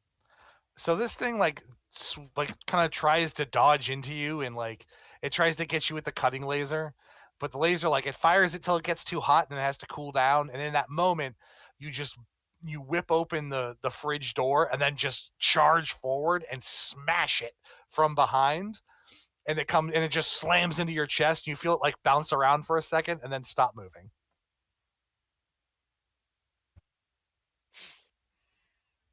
Yay, I helped with something. You now have a way to make fire for your barbecue. Okay. One step closer to the ultimate cookout. Lucy, you're up. You are in Okay. the muck and the mire. You've been bonked on the head a little bit. I'm going to say for the fight, because you've been bonked and beaten a couple times, your unreliable is going to go off on a 1 or a 2 for this combat. Okay. Lucy is still doing the wah noise, that annoying like Lucille Ball cry. And when one gets close, she's got her laser cutter, so she's gonna try that. Okay, go ahead and make your interaction roll. Dexterity plus reflexes. Dex plus reflexes. Okay, I gotta roll to see if I work. I do. Your I rolled a TN 4. is 5. Okay. So my interaction 1, 2, 3, 4, 5. So 5 successes and 1 explosion that I'm re-rolling right now. Okay. So 5 successes, including 110. Okay, so this thing comes zooming in towards you, and you see now on the monochrome display is a chain chomp from Mario, just excited to eat you up. And you kind of go, "Wee," and then at the last second, just laser it right through like a katana, and it just splits, and one half goes to either side of your head, and the other half goes to the other, and it gets like wedged into the mud before it catches fire. Awesome. All right. Anything else? Anything else anyone wants to do who's gone so far before the drones go? Besides your battle moves that you've done so far. Okay. All right. So now the drones are going to go. So one of the drones is going to go after Dizzy, and the other one is going to go after Sue No, because she hasn't moved leave yet. me alone.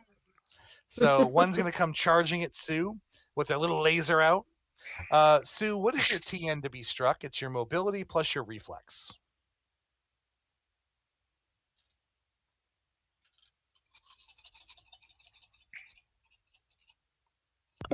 Mobility plus reflex is going to be 6. 6. All right. So I need a 6 to catch you. All right. So you pull out your paring knife and you start trying to deflect it away. But as you move quickly, it kind of the cutting laser comes through and kind of burns the arm a little bit. You're going to take 2 points of damage. Ooh, I have heat resistance. Okay. I believe I that work in a have- kitchen. That is true. If you That is can't very stand true. the heat, Let's see here. What does? Oh, I'm running off an old version of the book here. I forgot they made a change to this. What does your heat resistance do? Let me scroll up and find it. I've got it right here. Any Oh, heat-based thank you. damage, such as fire, radiation, cutting lasers, or arc welders, inflicted is automatically reduced by 1 point per rating. Okay, what's your heat resistance rating? 1. Okay, so it is it's reduced by 1, so you only take 1 point of damage. Sounds good. Nice. All right, so it gets you, but you're like, I've had hotter in the kitchen. Right, like this. Please try working. This isn't bad. You try working the espresso machine during rush. You try doing hibachi. You don't know nothing. It's the onion volcano incident all over again. All right, the other one comes diving in towards Dizzy. Dizzy, you duck and you dodge, and at the very last second, you kind of cut your rotor and drop. And as you do, the laser just goes right over where you were, and you just barely dodge it. Thank God, because I have a very low damage threshold. That's not bad. You could take 1 hit, maybe 2. You could take exactly 2. Okay. I could take exactly 2, yeah. Oh no. All right, Chef Sue, you're up. You have a drone dancing in front of you. Now its face is making like a big. It's like the face from Assassination Classroom, that weird octopus thing. It's this big stupid grin. Oh my God, I love that Oh, fucking Koro anime. Sensei. Yeah, no. So I also have a saw. Because something has to cut the beef. Get it. So yeah, I'm just gonna use the saw to attack this little thing because it and its friends have been, going after. I don't like it. It has to go away. So the paring knives go away. The saw pops out and comes down. Okay. Or rather, I think I like the element of surprise. So the knives go away and then it comes up instead. That Just way like it doesn't see it, and it's right just out of like right out of the fucking elbow, just shank elbow strike. just straight up. Love it. I love it. We're gonna go for it. All right, so you're gonna do their mobility plus reflex. Their TN to be struck. It's a 2. Okay. Yeah. They are drones. They are not designed to last. So an 8, a 6, and a 7, and a 2. So that's already 4 successes out of my 6 die. You hit it and you just start grinding into it, and it's dumb. So it's flying towards you, and it just kind of flies to its own death as it splits apart, and it just gets shredded in midair, just plastic and metal flying everywhere, before it eventually just dies and crumples to the ground in about almost 2 pieces. And then just goes away just as quickly as it appears. We never even knew it happened. All right, Dizzy, you are up, top of the order. I hate this. This is not what I was programmed for. So we're going to try again. We're going to do the rock, and hopefully this is the last one, right? There were 5 of them, and You're down to the last one. then yeah, let's fingers crossed. As you as you go to drop a thing on it, it like turns to you and notices you, and you get like this very sad looking, scared monochrome face. It's like eyes looking all around. Its own little like warning lights are going off.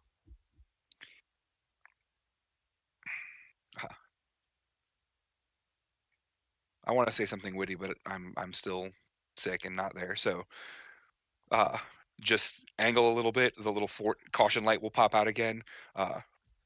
Careful, this is a hazardous zone, and just drops a rock on it. It starts beeping SOS. I only got 8 successes. Okay. So the rock hits it at just the right angle that it upsets like its center of gravity. Instead of it like going like this, it suddenly just spirals off and it just smashes into like the concrete wall, like right below where the fence is, and just explodes. And with that, the buzzing has finally failed. Dizzy will come down. I'm gesturing like I have a camera. Dizzy will float down to Lucy, and just like there, pat her shoulder, and then like pick up the cable and hand it to her. He's going, wah, wah. Oh, thank you. Deep, deep, deep. Lucy, give me a strength check. Oh, that's not great, huh?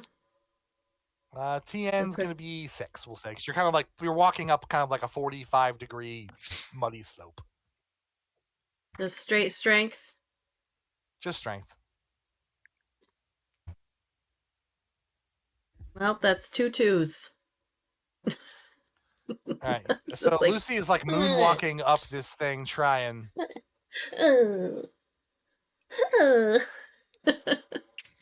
She's horrible. These dice. She's very clumsy today. She's she's like going back into the archives of all the I Love Lucy episodes. It's just one like she's got an audience. Episodes, yeah. She's like, oh. She's just gonna hold on to it, like, pull me up. Yeah. No, Chef that's fine. Chef Sue's gonna you gonna pull her up? Yeah, I could pull her up. All right, go ahead, give her a tug. Go ahead and give me a strength check. I got a 9. All right, so slowly but surely you're able to drag Lucy up the muddy side. Eventually, Lucy, you stop walking and you kind of just face plant into the mud as she just pulls you up. And then with a heave, she just gets pulled over the edge and then gets up, and it's just all you can make out is like the grin and the light in the grin, and that's about it. The rest of it's just mud. My hero. Moi. But you are now successfully on the other side part of the whatever tatters are left of the apron. She's gonna kind of wipe some of the mud off of her friend's face. There we go. That's better. You wipe off her camera so she can see again. Make sure the mud doesn't get stuck in any of her rusted, unreliable joints. Yes, super important that. All right. You are now on the far side of the ravine, and just a little bit ahead, you notice there is what appears to be a large sewer pipe sticking out from the side of this parking lot that is elevated above you. All right, Dizzy will kind of the same as before. I imagine being gross over here, so using his fan, going to pick out a path for them towards the pipe.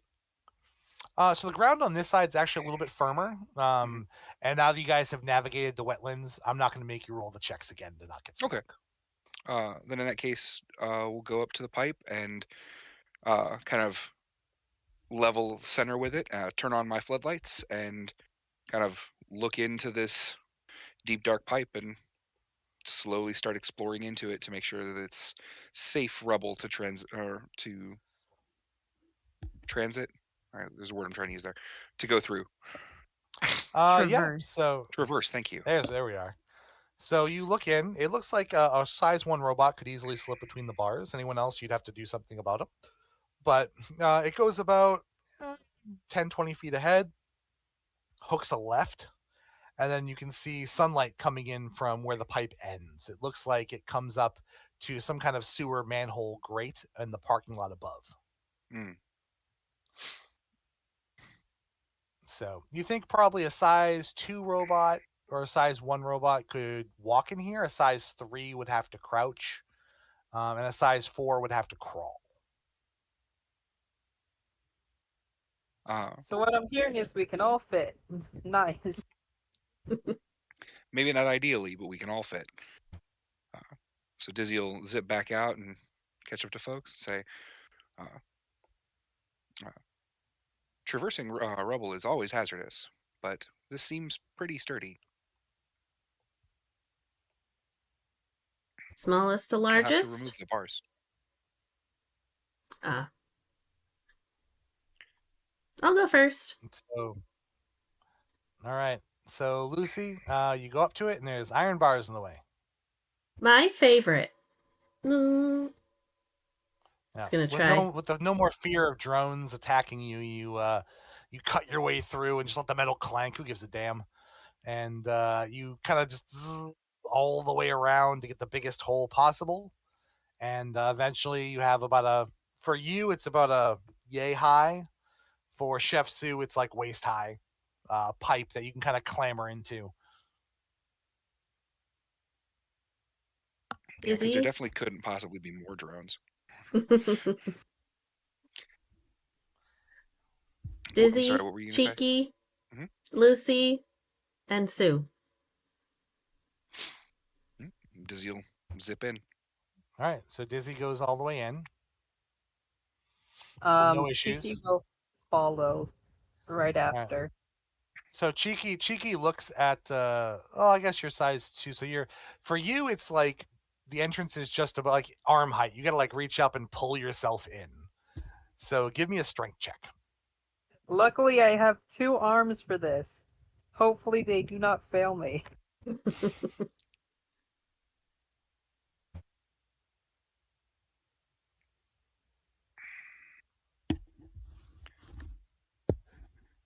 I got an 8 So and a 1.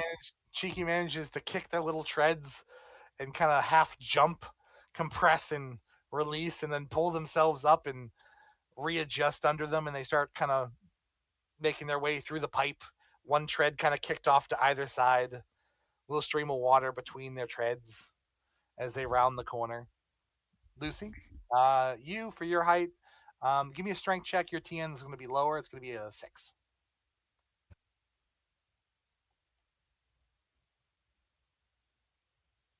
I got 1 success. Oh, wait. No, and 1. A 6 and a 1. Does that matter? Okay. No, your 1 doesn't affect you unless you're rolling Oh, for okay. your unreliable. Okay. So yeah, you clamber inside, and then Sue, you're tall enough you can just kind of crouch and crawl in. So you start making your way forward, and Dizzy, you're stopped by an iron grate. Dizzy will kind of zip past it just a little bit to leave room for Lucy to come and cut this grate. Does it look like a manhole like you could push up? It looks like you could probably push it up. Yeah, push Okay. it, cut it. It definitely doesn't come down towards you. Okay. None of these things I'm capable of, but we have options. Cheeky, you get under it, and it's probably like a couple feet above your head or your TV, so you can grab and lift. So no problems here. You can go ahead and if you want to try and open it, you can go ahead and give me a strength check. Yeah, I'll try with my 2 strength. Maybe I can pry it open. I have a 2 as well. So we're kind of. Maybe I'm so smallest glad to that Chef largest Sue is wasn't the here. best idea. I got a 1 and a 9. Hey, so Cheeky grabs it with their clamps and lifts it and just kind of treads forward a little bit to kind of slide it along, and then lets go and comes back and then does the same thing a couple times until it grinds across the pavement for like 10 seconds and is now effectively out of the way. It's a shame people with treads can't jump. Cheeky, you're gonna have to give me another strength check to climb out.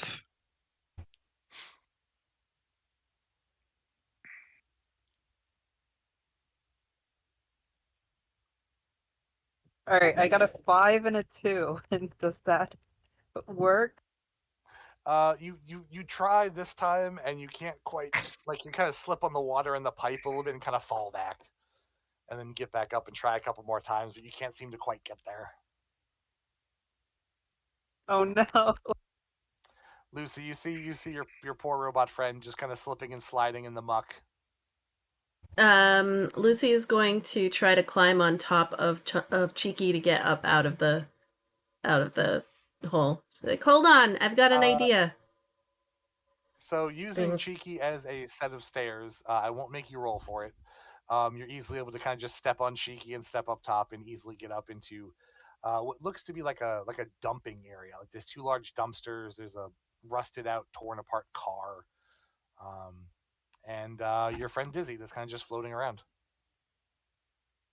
And then from up top, Lucy will reach down to try to help Cheeky come up with her extra long limb.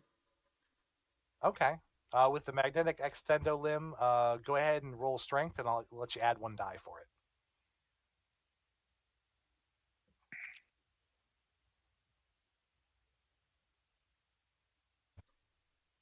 That was just strength. So a 1 success at the 9. All right. So Cheeky reaches up and grabs, and you kind of just, like a claw machine going for a prize, you just kind of retract and retract and retract, and slowly, like Jaws out of the ocean, Cheeky just emerges from beneath the sewer grate, and you pick them up and kind of just plop them down next to you. Sounds good. All right. Teamwork. Chef Sue just stands up. That looked like it was fun. Chef Sue, when you stand up, it's like belly height, basically, from inside things. You just kind of climb out. You just like sit down on the pavement and just swing my legs out. Basically, yeah. So you So guys, you find yourself in this little area, and as you look north, you see what appears to be a garage. I will try to get a little bit of height. Again, just for a more bird's eye view, especially since we're not as concerned about the drones now, just to see what I can see of the area ahead of us, and Okay. also make sure that my fears of other drones are unbased. So you kind of pop up and look around. Looking to your left, you see that destroyed large old world war drone. Except this time, the light in its the light in its eyes is just, it's consistent. There's no bright flash.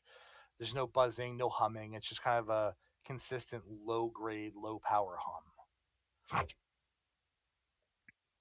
And then looking to the north, you see a squat building. It's probably just one story. Um, it seems to have two garages, and then there's kind of like a storefront of some kind. The storefront has like barred and boarded up windows, and the same thing for the doors. And the beaver bot we spoke to said that the scrapper bots were dangerous, but that something else was in the garage, like that was its place, and it didn't let anybody in. Yeah, he said it was the sort and spin. The sort and spin. You would know those were organization robots designed to like organize like inventory at stores and things like that. Um, they tended to have like multiple arms on a spinning kind of disc kind of thing, so they could like pick up a thing, spin around, put it over here, pick up a thing, spin it over here. Mm-hmm. So they were more organizational stocking robots. Okay. So he'll come down and kind of relay that information. Say it doesn't seem like this area seems less hazardous now that the drones are gone, but we should still be careful. Ruins are always hazardous. And we know the charging station to be in the garage? It's supposed to be in the garage, and Okay. somewhere in the garage. Yeah, looking around, you do see there is like I said, a boarded and pretty well sealed up. Probably it looks like some kind of storefront, and two garages. One of the garages, the door has been kind of wrenched up, allowing entry. The other one is sealed pretty tight.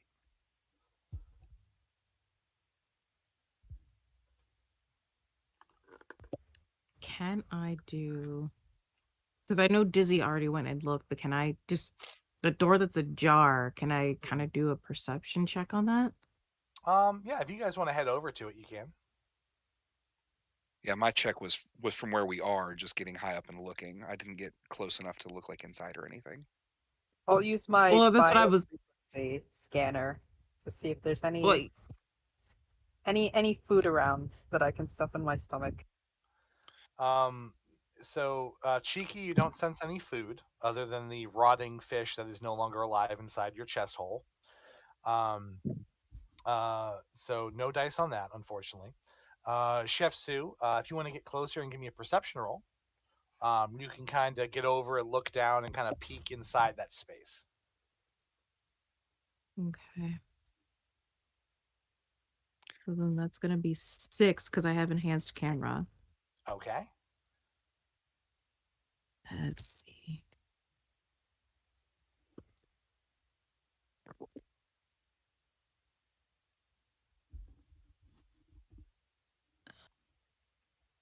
It's an 8 and a 9. Okay. So you can make out like an old Jeep kind of parked inside. Um, it looks like the door was kind of picked apart and like the drones probably were trying to go in here. You can see some pieces of it are missing. There's also, it appears someone tried to kind of patch the hole that had been formed when this thing was wrenched up with like a piece of like thin corrugated metal, but it's been knocked off to the side ever since. You can also make out some shelving, some kind of floor vent, and what looks like a small generator next to a thick door. But not the charging stations. That is correct. You do not see a charging station in here. I will relay that to the group. That doesn't mean it's not in there. That just means I don't currently see it. So we may have to go to the doors that are less accessible. It could be in one of the other rooms.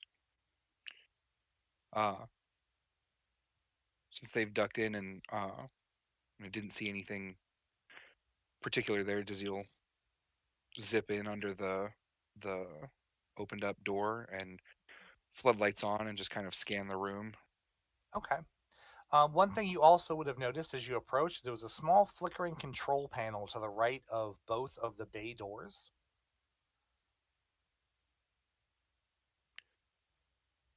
A little green, like, keypad kind of deal. I'll take a look at that. So I head over. Digicon for me. Digicon. Mm-hmm. Come on, you. Those are 2 2s. 2 2s. Numbers mean something. Yeah, I got a 1 in human comm, so. Sorry, what was that, Cheeky? I just said that, yeah, numbers mean something. So turn around. Numbers mean something. Yeah, I am not a hacker bot. I got a digicom of 2. I'm not even going to try. Yeah, I don't know if we want the refrigerator that is easily hackable to look into this. Don't go interfacing my with any digicon old is robot. also 2. So I don't think this is going to be the way for us, guys. I love how we all built like service drones or service robots from like the human era, and now it's like thousands or hundreds of years after humanity's gone, and we're all like, yeah, my human con's 3, and I'm good at dealing with people, and they're like, awesome, those don't exist anymore. Well, after looking at the puzzling green screen with numbers on it that no one can decipher, and Dizzy's like, I'll figure it out. And he goes under the thing and starts floodlighting. You see that top left room over there. Like I said, you see this rusted out, partially dissected Jeep. You notice a vent in the floor in the northwest corner. Pretty small. You think just you could squeeze through it, but barely. And there's like an old generator kind of hooked up to this uh, this motorized door. Uh, does there seem to be like an obvious switch to move that door, or because it's not like a Uh, handle door, like it's like an automated door? no, there's a button next to it. Uh, I could open the door and we can check the next room, or I could scout the vent. I'll scout the vent, and he'll like step away from that because anybody can hit the button and do the door, but this is something only I can do for the size. So he'll go up to it and a little prehensile thing will reach up and tug, tug. Am I able Okay. to pull off the vent? Yeah, it's very thin. It's Okay, it's not meant to be heavy by any means. good. Um, it's maybe 1/32 inch steel, if that. So you I kind of still just lift imagine it. there's a little bit of that comical like pull, Eh, eh, eh. pull, pull, pull. There he goes. It's more just you have to like flick the latch, and then you're like, oh, okay, and then you kind of just float down. So it seems to only go about 5-6 feet to the Hmm. east before it terminates at another vent going back up. Yeah, I'll go to that vent and try to see what I can see in the next room. Okay, this one the latch is double sided, so you flick it on this side and pop up. This room seems to have some containers and barrels in it. Um, it's really just it seems like storage. You notice the big roll down garage door is closed on this side, and you notice that that motorized door there's a button on this side as well for that door. Oh, you notice another vent in the other corner of the room on the eastern side. But still no sign of the sort and spin. No sign yet. No. I don't like that yet. Not a fan. That's a bad word. Uh, he'll swing back around into the space and say, "Looks clear in the other room. Very organized, quite tidy. Not hazardous." Okay. Can we come? And then Can I'll we fit under? You said it was like wrenched open. We can fit under to go into that room with the Jeep. All of us. Yeah. So Cheeky can just roll right in. Dizzy can fly right in. You kind of just duck, and Sue has to kind of crawl under it. But you're all able to get Okay. inside the room without needing you. Sorry, Dizzy. no worries. If everyone's ready, and he'll kind of like hover and like finger towards the button. And Cheeky yeah, will there's get into position. preparing to spin in circles chaotically. Uh, so yeah, I'll hit the button and hopefully it opens the door. Okay, hit the button. Nothing Nothing happens. happens. Is the Appears to probably not have generator any power. unplugged or whatever? The generator seems to be pretty still. It's not making any noise, not shaking, no smoke's coming out. Can I turn the generator on? Um, give me Mechanicon. Also not great at that.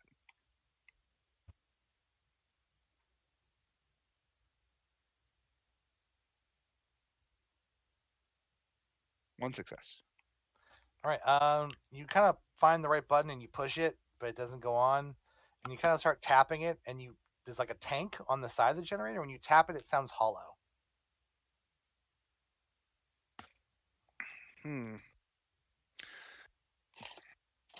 I think this is also uncharged. Can you roll Reality Con and Mechanicon for me together? 3 and 2.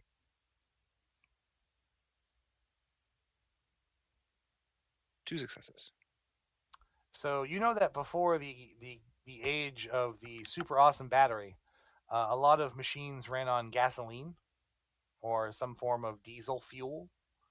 Um, and yeah, this thing seems to be one of those. Um, but you remember some cars also used to run on them too. So do with that what you will. It seems this generator doesn't have any fuel. Maybe there's some in the Jeep or storage nearby.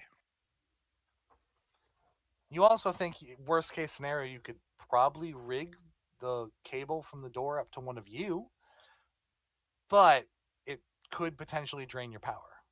Mm,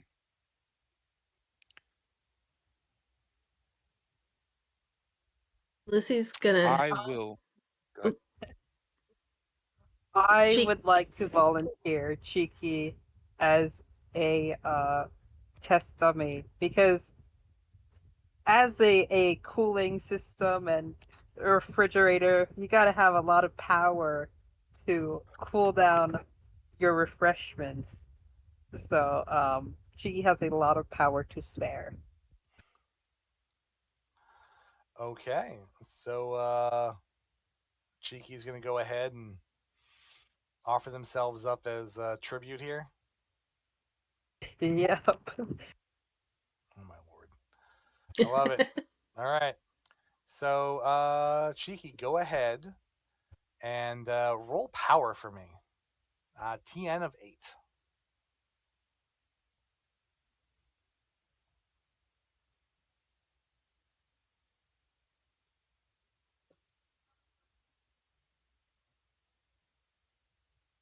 I got one success. Wait, when I have a 10, I re-roll that, right? You Yeah. re-roll it, and you keep going until you don't roll tens, but you get a success every time you do. All right, just one. All right, so you watch as uh, you plug in Cheeky, and you basically like watch as the power kind of flickers. You see like an EKG on the TV, and it's kind of starts spiking somewhat erratically, and then eventually it kind of evens out, and you watch as the door kind of flickers to life. And yeah, currently the lights are on above the door, Push the button. and the door jerks open, and then powers down. Let's go. All right. So inside, you see what Dizzy had seen, which was 2 large shipping containers, and about 6 barrels stacked on top of each other. Go over and see if I can read if like what might be on written on the barrels to see if it says what it is. Okay, that would be human com. Oh man. Can anybody read this? Sure. Dizzy will come check. All right. Go Should ahead and be able to read com. it. Anyone who wants to read. There's I a got one red success. container, a blue container, green barrels, and blue and yellow barrels. So you can pick one and read away. One success for the red container. So the red container says recyclone repair parts.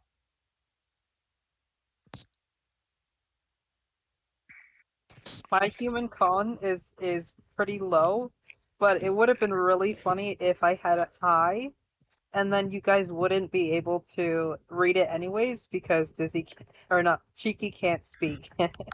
They're mute. You just have to read it off their screen, and it's just the The same same thing. problem. The Yeah. same Yeah. word. Love it. I will try I can to keep read rolling, the but if you wanna, the green one. Okay, so you're trying to read the green barrels. Go ahead. I got a 5. Okay, you can't really discern what it is. It's numbers mean how something. close are you getting to the barrels when you read it? By the way. I'm getting right up close to it personally. Okay, so you can't read it, but it's got a yellow triangle with a black border, And then inside that, there's a black dot with 3 black lines coming out of it. Also, your sensors are starting to artifact a little bit around the edges, so I need you to roll durability for me. Durability. Actually, for this one, it might actually be buffer. Let's see here. Mm-mm-mm. Yeah, it'd be durability. Well, I got no successes. All right, you take 1 point of damage from radiation. Ooh. Like,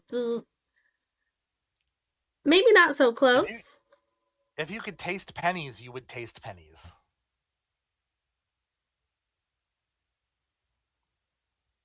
I'm going to take a line from Dizzy and say, caution, caution, everyone. And so you watch as Lucy gets close, and then kind of you watch as your camera starts to kind of spark a little bit. The mouth starts to glow green, and then she kind of stumbles back towards the far wall, giving you cautionary information about these particular barrels.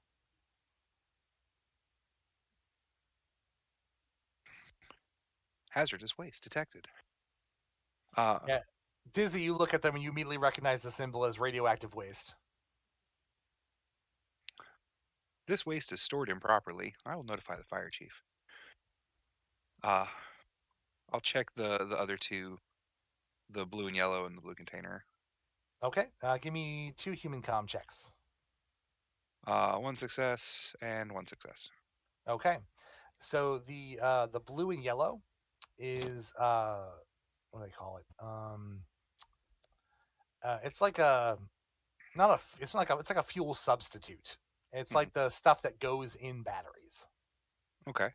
So it's like almost like a battery acid, a non-acidic battery acid substitute. Basically, what they would have used at this point to make refurbish batteries. And the blue container contains batteries, multiple batteries, lots of batteries, like an entire container worth of batteries for robots of various sizes. That's very interesting. These could be useful. Though I imagine the sort and spin has gathered them and stored them away this way on purpose. And there's not like a door or anything in this wall. There's nothing connecting this to the other room as far as we can tell, other than the other vent. All you see is a vent. I can check the other Is vent. there a way to tell if these batteries are fully charged or not? Yeah, you could make a Mechanicon check. Okay. You just put one on your tongue. Yeah, I taste pennies.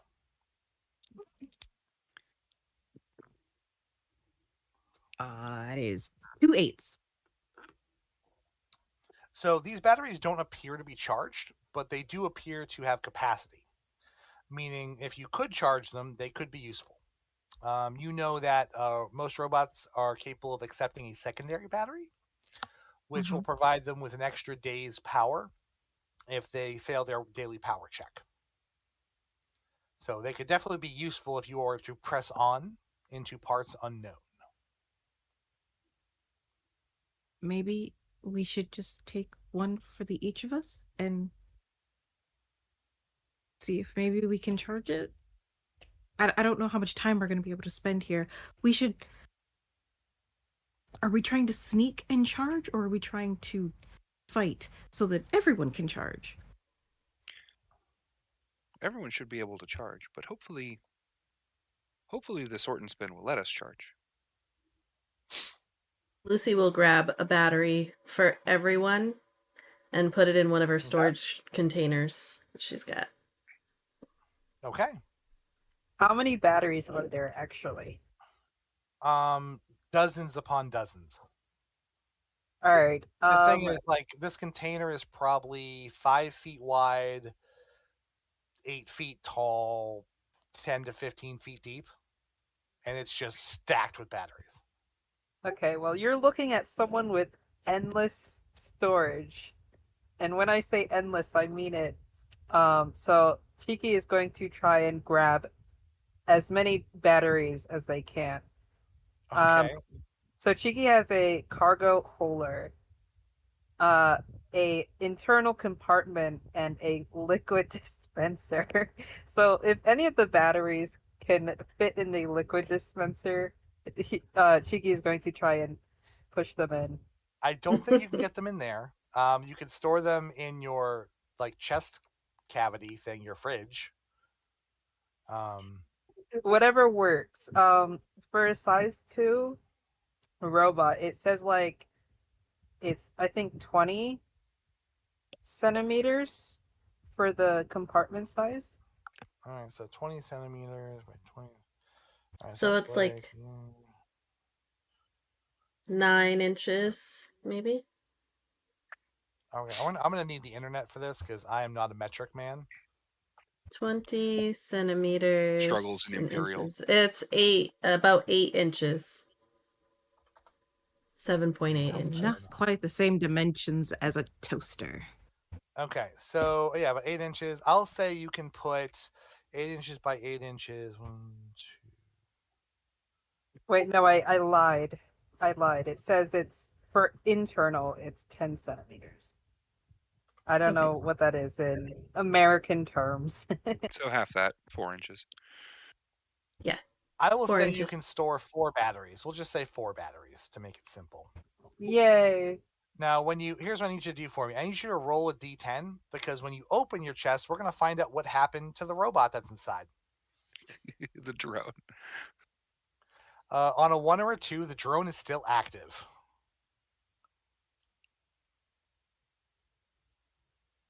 9. All right. So Yay! as you open it, you see a very frostbitten, frozen dronesicle kind of just tumbles out and shatters on the ground in front of you. Nice. Just gonna look at Cheeky and go, "You forgot about that, didn't you?" Cheeky's monitor goes blank for a moment and then turns back on. All right. So you all sequester a number of batteries, each of you taking one, or Lucy taking one for everyone. Cheeky's taking 4. Now their little mini fridge compartment that can hold like 4 sodas is holding 4 batteries. We'll say each one's about the size of a can of Coke. It's like a fusion core from Fallout. And yeah, you now have some extra batteries you could charge and possibly install on each other if you're feeling up to that. That battery probably weighs as much as Dizzy. They are surprisingly light. So, Dizzy, you think you could still install one? You just have to kind of move some internal components around to rebalance your frame. Mm-hmm. Well, I'll as we kind of get all that sorted out, I will go unlatch the next vent and check the other building.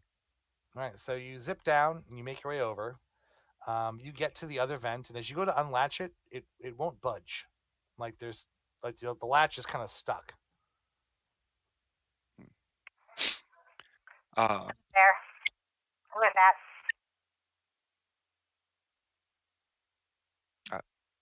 Hello, is that the sort and spin? What do you want?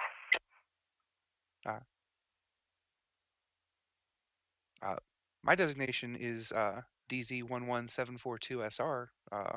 My friends and I were hoping to use the charging station here. How do I know this isn't a trick? How do I know you don't work for the Recyclone? We destroyed several of its drones when it attacked us.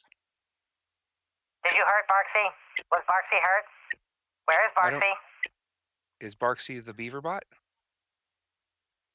No, Barksy. Barksy is my friend. I don't know Barksy. I could help you look for him if I can get a charge. It's getting late. Barksy is purple. Barksy is my teddy bear. Find Barksy. I let you charge. Do you know where you last saw Barksy? Barksy ran away.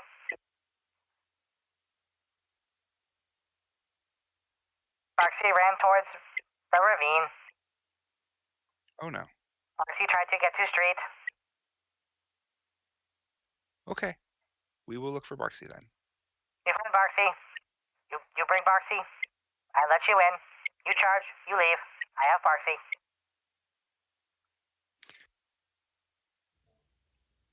And you Okay. watch as and after that the grate goes silent. Dizzy will come back and kind of relay the interaction.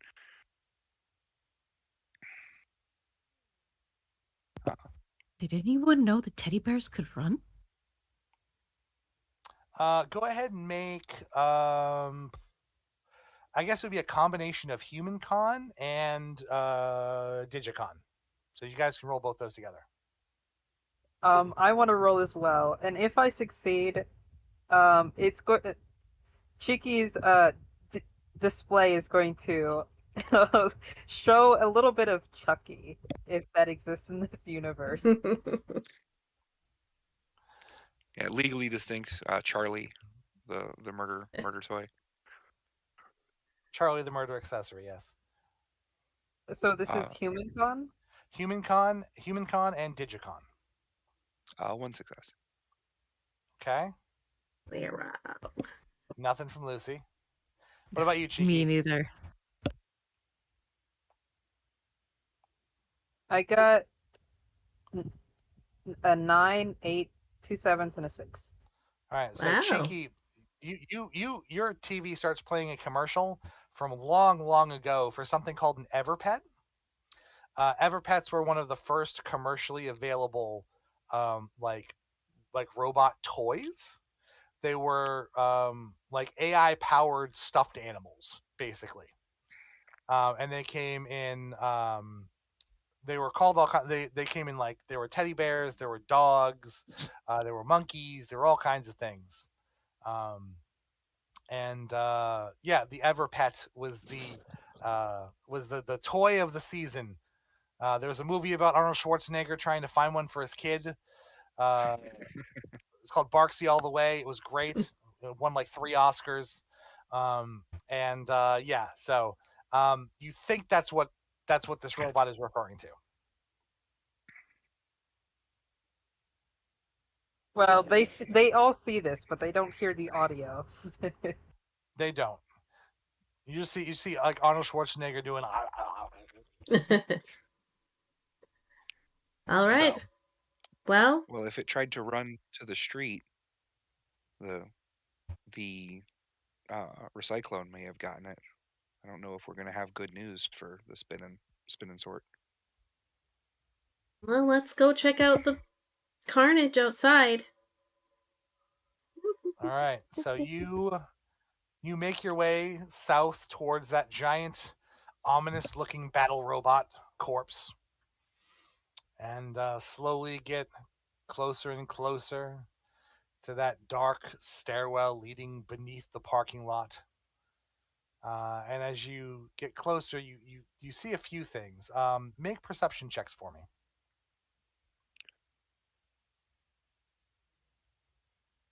Just raw perception.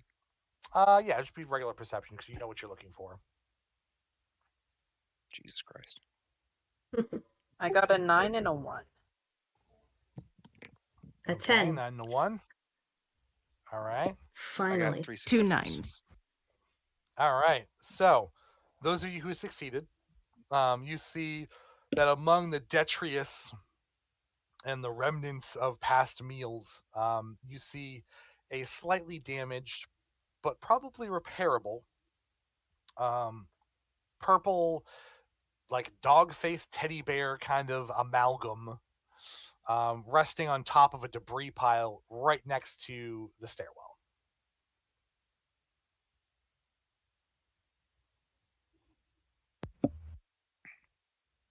Uh, Dizzy will kind of point to it with his appendage, and then is actually going to fly up to the head of the battle robot. Okay. You said there was a glow coming out of its eyes. Yes. He's just gonna look at it, not try to interface with it, but like, is this thing still functional in some regard? Like what's that? What is that glow? Is there a robot that's trapped here in like a horrible paraplegic coma or Dark. Wow. I Um, just I you don't know. as I'm you're trying to as figure out you're what's going on. as you're floating up, you kind of look at the head, you look at the holes in the chest. Give me Mechanicon and Digicon. One success. So you're familiar with nuclear batteries. Hmm. You know that they were used in some of the bigger robots. It looks like this thing has one, and there are cables running from it through a hole in the ground into whatever lurks beneath the parking lot. So Mm, it still has power, but whatever, like this robot just is to the world. Like there's nothing, there's no one home, but it still technically has power, and that power is going somewhere. gotcha. Lucy's We'll zip back down. gonna ask Dizzy, do you think you can pick up the teddy bear, or should I go try? It's not super big, is it? Is it size 1 or size 2? Could I maybe? It is size 1. Okay. So the TN to pull it would be a TN6 Let's strength see. check. Nope. Dizzy All goes right. down to it and kind of like his mechanical appendage ends in like 5 like it's a prehensile appendage and ends in like 5 clamps that come together to allow a fair amount of dexterity, and it just like very gently kind of grabs around it and he just zzz. Okay. So you tug and tug, and as you do, your motors were kind of a bit too loud, and you hear that overhead, that buzz, that hum gets louder for a second, Mhm. and you hear the whirring of servos below you as something boom, boom, boom climbs its way up the stairs and pokes its head out. The caution light comes on. Are you? Where are you?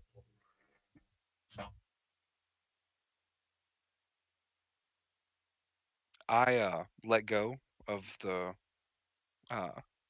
stuffed bear and I fly to my ceiling height or to my flight ceiling. Okay. So you zoom up into the sky. What do the rest of you do? For reference, this thing is size 4. It is it kind of looks like a very large junkyard dog, um, covered in armor plating. It has 4 big claw-like legs that kind of dig into the ground, and where its mouth would be, and kind of what it's talking through, kind of looks like let's see, a Lucy-sized garbage disposal. Um, so yeah, it basically has this. If you've ever seen the Langoliers movie by Stephen King with the mouthful of teeth, or like a Sarlacc pit, Hate or hate that.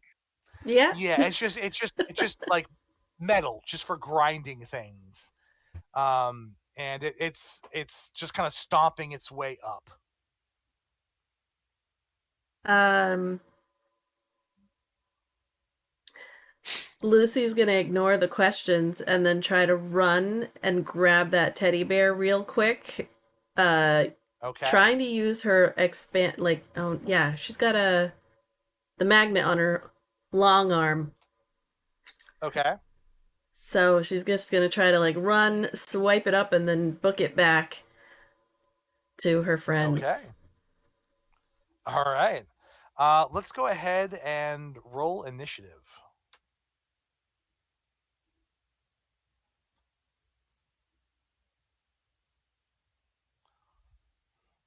I got a 7. I also got a 7. Okay, so Lucy and and Sue can choose who goes first. Anyone go higher than 7? I got a 12. 13. Who got a 13? Cheeky? Yeah. All right, so Cheeky, Dizzy, Lucy, and Sue. And in the middle is the Recyclone. So, all right, Cheeky, you're first. This junkyard dog-like creature has now fully crawled its way, is basically standing over the teddy bear with its front paws and mean-looking maw. Yeah, he doesn't look too happy. So, what do you do?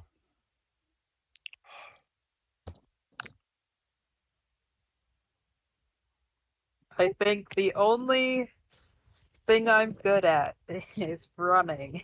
So I will try to confuse him by running in circles. Okay, there's not a lot of room to run in circles here. If you take a look at the map, you're kind of about the size of that torso to the right below the leg. So you guys are kind of stuck in here. He's pretty much taken up that whole space under the arm.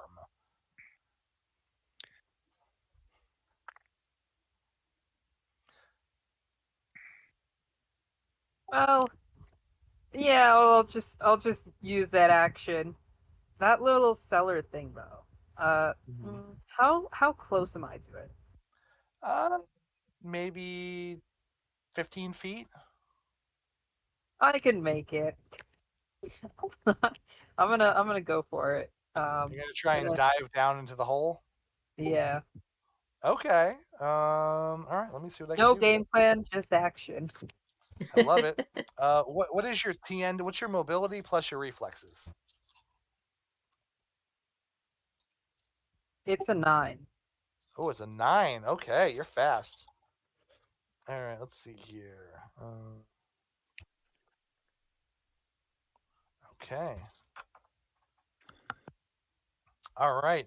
So, as you race to get by it, you get past the front legs, you get past the back legs, and then you feel a not so gentle push as the back leg kicks you and sends you tumbling down the stairs.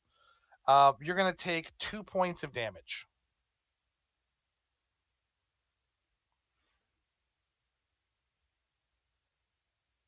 Cheeky, no. I'm alive. You now that you're down there, can you give me a perception check?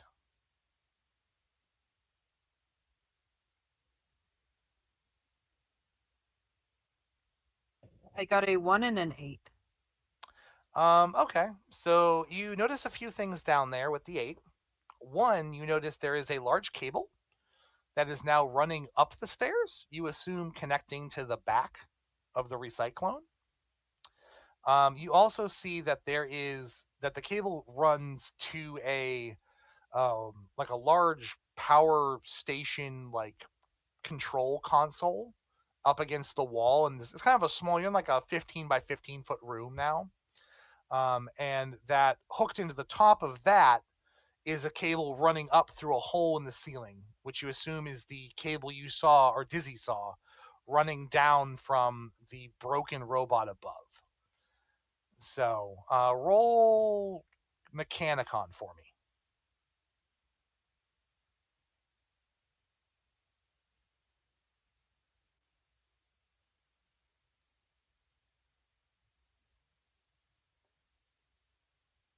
I got a 1. Okay, that's all you figure out. Cables, machine. That's all you got. All right. Dizzy, you are up.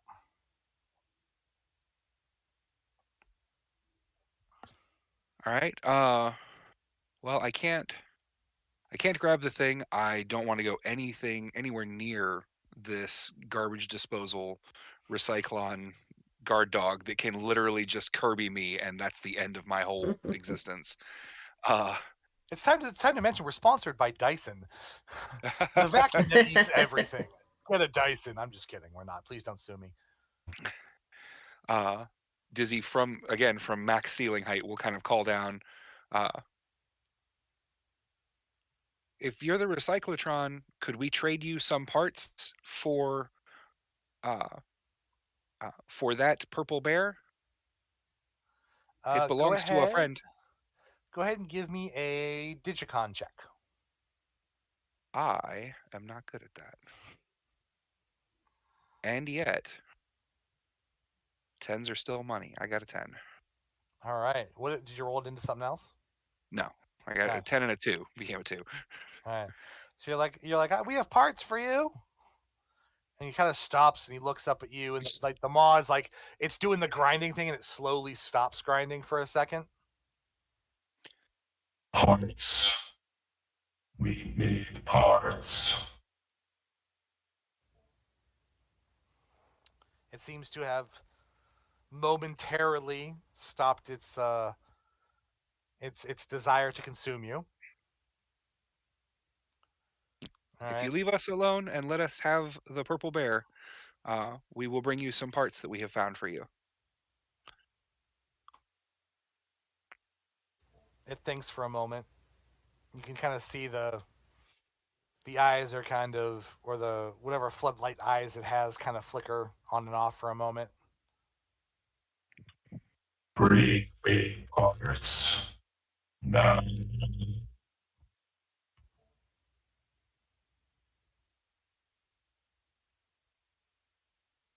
How Beat the one below. And he starts slowly retreating back into the hole, enough that he's blocking it now. So Cheeky can't make their way back up. If I have any time left in my turn, I will zip back towards the building to Okay. the container that has Recyclon parts. Okay. So you make your way back over the building, head back in through the vents, and find yourself. It takes you like a minute to get there. Nothing too crazy. While you're doing that, what does Chef Sue and Lucy do to try and somewhat appease or distract the robot?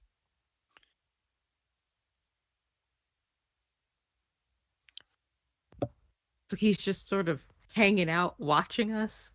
He's kind of like a gopher in a hole. Like he's kind of like a diglet. He's kind of just popped up a little bit, and he's just like he just watches, like, you notice the light above in the head of the big robot, like as it kind of slowly pulses, so do the eyes on the recyclon.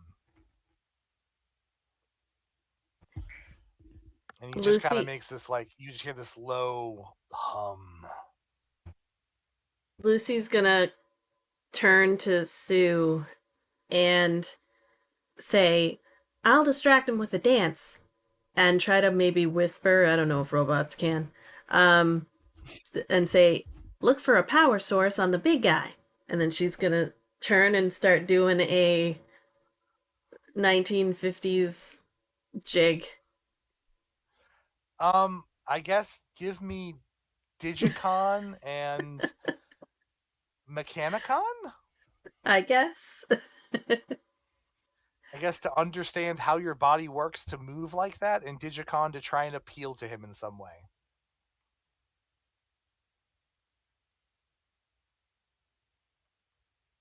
All right, I got a 9 and a 10. All right, so you start doing like a dance, and as you're kind of bobbing around, like he's just like, Trying to keep him distracted while Chef Sue goes and does her thing. Chef Sue, give me a Mechanicon and perception check. Ooh. Hello, my baby. Hello, my honey. Hello, my ragtime bot.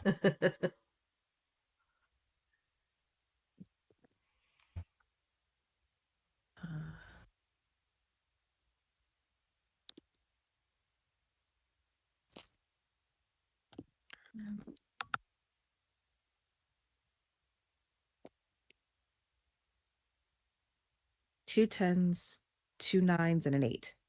Whoa. Lord.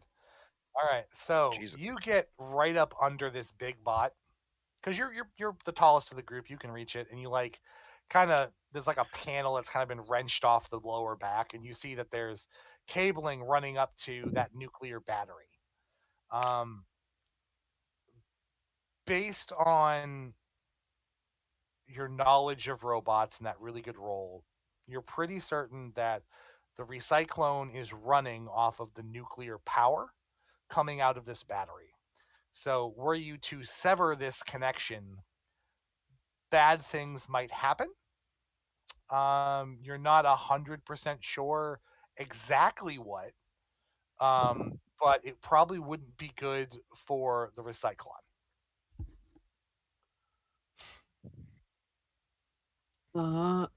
Yeah, no, that's fine. This has to be quick. It can't. As much as I would love for it to be more of a precision thing, we just need to get this done. So I'm gonna use the saw to try to just cut the cable. Okay. All right. Okay. Go ahead and make me an interaction roll. The TN is going to be, let's say, 4, because it's just kind of dangling there. Okay.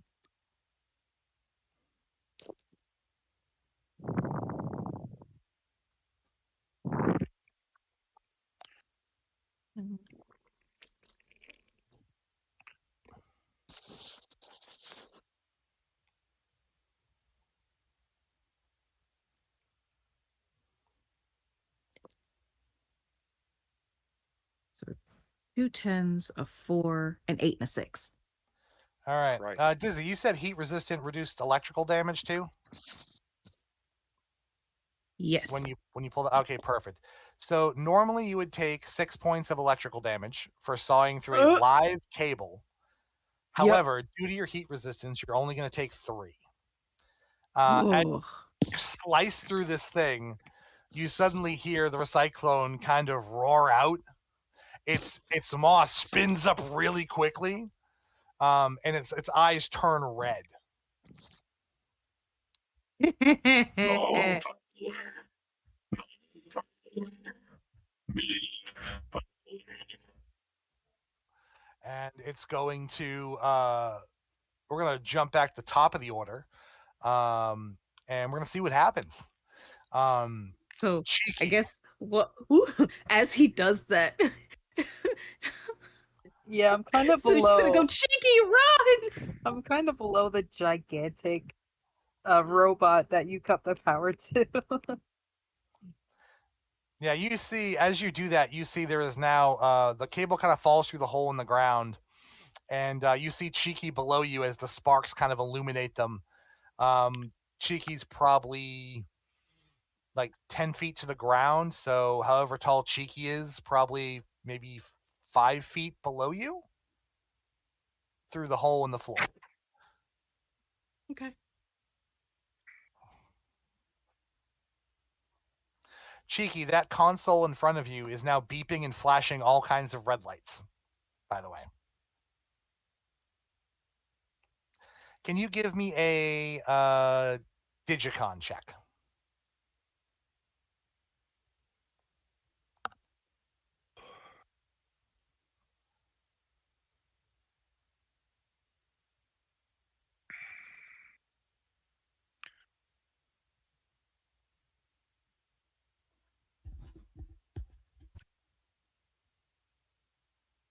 You with us, Cheeky? We may have lost the. We may have No, lost the I'm fridge. here. I'm just Oh. I was just rolling. So I got 1 success and Okay. a 4 and a 1. Okay.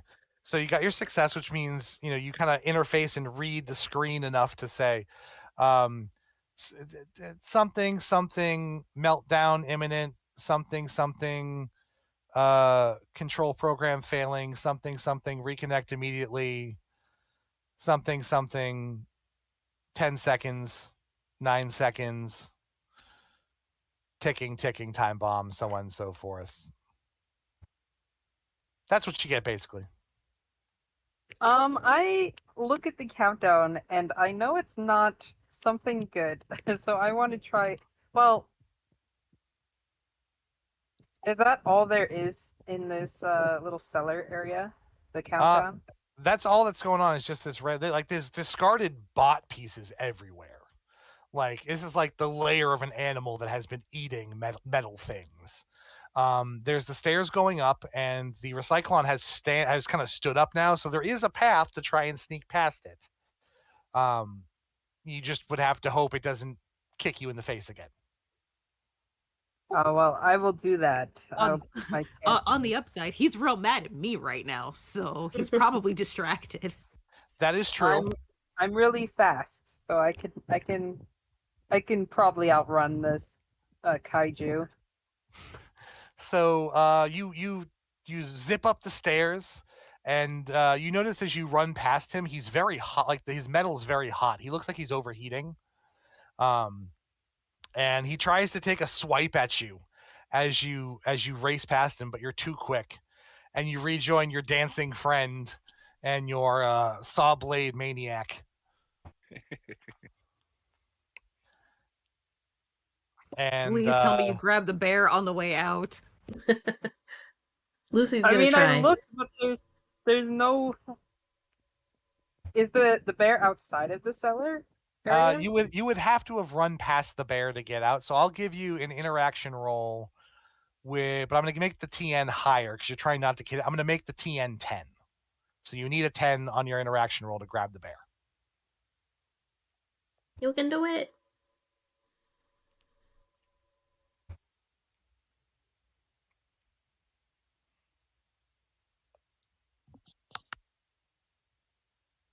Okay, I got a 4, a 1, 9, 3, 8, 10, and a 5. Yay! Hey! So as you're running open, you open your doors and just scoop up the bear into the fridge compartment as you race past and zoom around the corner with your friends. At this point, what does everyone want to do? Lucy's booking it. So Lucy's booking it. Dizzy's not there. Dizzy's out over trying to get access to parts. Cheeky's, I'm assuming you're booking it with Lucy. Yeah, I'm right next to Lucy. And We just angered a gigantic robot.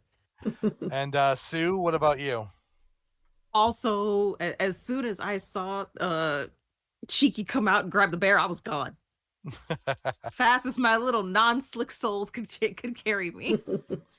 All right, so you guys start booking it back towards the garage because that's the only safe route you can go. You basically get to that wrenched open door, and as you do, you see this thing kind of trying to clamber over the robot. It's like tearing pieces away, trying to get to you. And then there is an extremely bright flash. I mean, everyone to make a buffer check for me. Everyone but Dizzy, who's inside.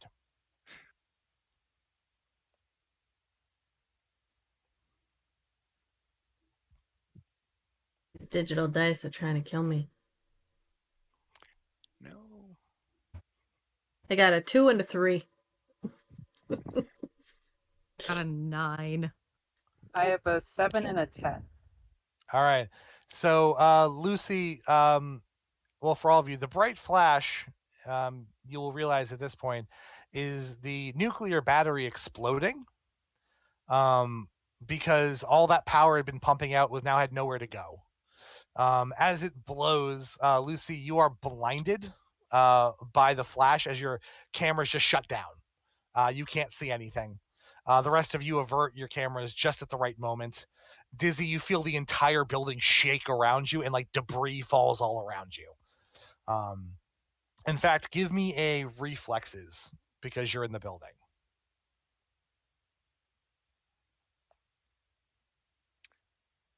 Let's see. 9 and a 10. 2 successes. All right, so you easily dodge like falling little chunks of plaster and stuff.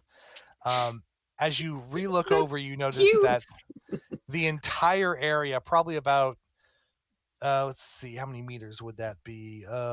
Like basically almost right up to you is a crater. That entire fenced-in area is now just a hole in the ground. Nothing remains of either the recyclone or the giant robot it was leeching off of. And the fuel tanks it was next to are just billowing black smoke. Oops. I don't know if there are enough parts to repair that. What happened? I have had a malfunction. I can no longer see. Oh, So sorry, Lucy. I was just trying. I thought if I cut off his power supply, he would shut down, which I guess he did. He exploded. By the way, you reduce your OS threshold. You're going to take some OS damage, Lucy. You're going to take 3 points. oh dang. And until those are healed, you can't see anymore. Okay. Hold my Blinded, hand. my friend. Yeah, no, just attach the magnetic part to my back so that you're next to me. And I'll walk behind Sue. Is Dizzy okay? All right. Dizzy? I'm okay. He'll come out carrying like 2 recyclon parts, like small ones, like 2 cogs or some shit, like, and just like, Very triumphantly. well, We I don't went think with he will be Plan needing B. these anymore. Did we recover the bear, the toy? Cheeky is going to open the fridge and take out the toy to present it. You notice now that you look at it that it is partially damaged and currently non-functional. Although being robots, you are capable of repairing other robots. It just takes a check and a little bit of time. Well, a lot of the spare parts that were in the area are now gone, but I guess we can give that a go. I don't think bringing the corpse of his pet is gonna get us what we're looking for. So yeah, what do we have to do to repair the robot? It would be a Mechanicon and Dexterity check. I'm not terrible at that. Not great.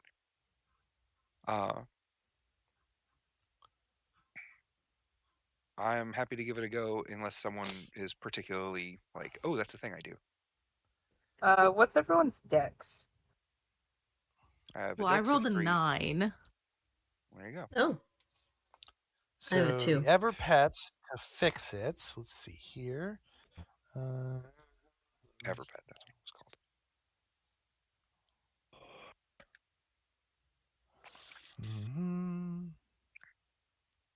Oh, it's current. Okay, so yeah. Okay. Yeah. So to repair him, it would take a TN 9 check. Ah! Oh, Got a 9. It's so just on the cusp of it. so Chef Sue did it. Chef Sue did it. I did roll a 9. Hey, the dexterity, man. All right. So you bring it back online. Slowly power it up. Where it is.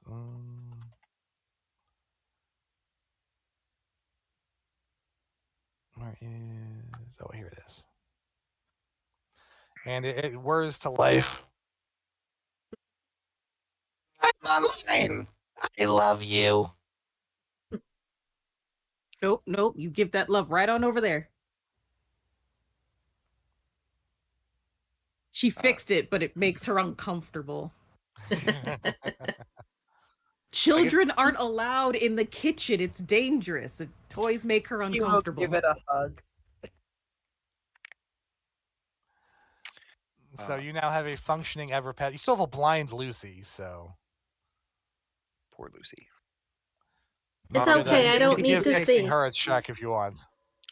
Yeah, I was gonna say, what does it take to repair OS damage and and etc. All right, so her max is 4. So 11 minus 7. It would be a TN of 10. Just Same leave me roll. here to die. Stop Right. it.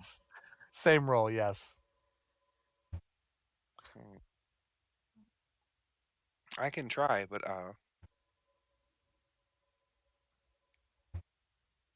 okay, I will try.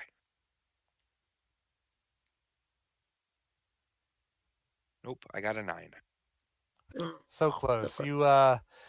one eye kind of flickers back to life for a moment, and Lucy, you get like I a can brief, see. garbled, monochrome vision before it slowly fails again.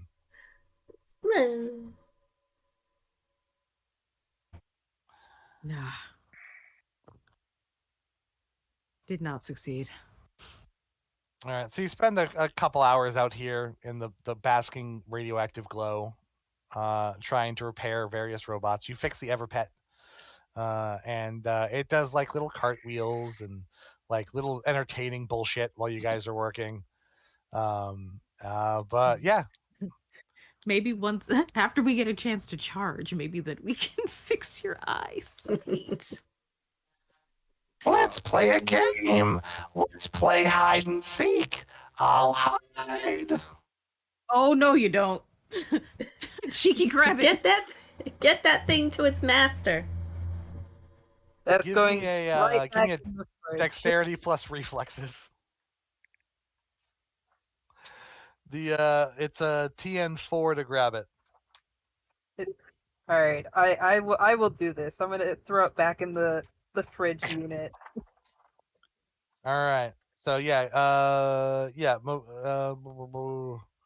did I say? Yeah. 4. Dexterity plus reflexes. TN of 4. I've got 2 successes All and right. a So it 9. starts running off to hide, and you just pick it up and slam it in the chest. I'll go knock on the door. Okay. So you roll on up to the front door, and you guys give it a solid. And after a moment, you hear a voice from the other side. Maybe the sort and spin is good. Who is it? It's DZ11742SR, Dizzy. We found your friend. I heard an explosion. Is Barksy okay? Barksy is fine. The recyclotron is in critical condition. You watch as like inside, like one of the boards like pulls down a little bit, and you can see like one camera. It's like, Show me Barksy. Show me Barksy. I'll gesture to Cheeky. Cheeky is going to open their chest compartment, aka the fridge, and slowly pull out the animal, pet, whatever thing. so as you go to grab it, it just jumps out and does like a ta-da! You found me. Yay. And immediately the spin and the sort and spin goes crazy. Hey, Barksy, you have Barksy. And then you hear the door like a bunch of like click, click, click, click, click, click, and then the door swings open, and the sort and spin like scoops up the little toy, and just gets all excited.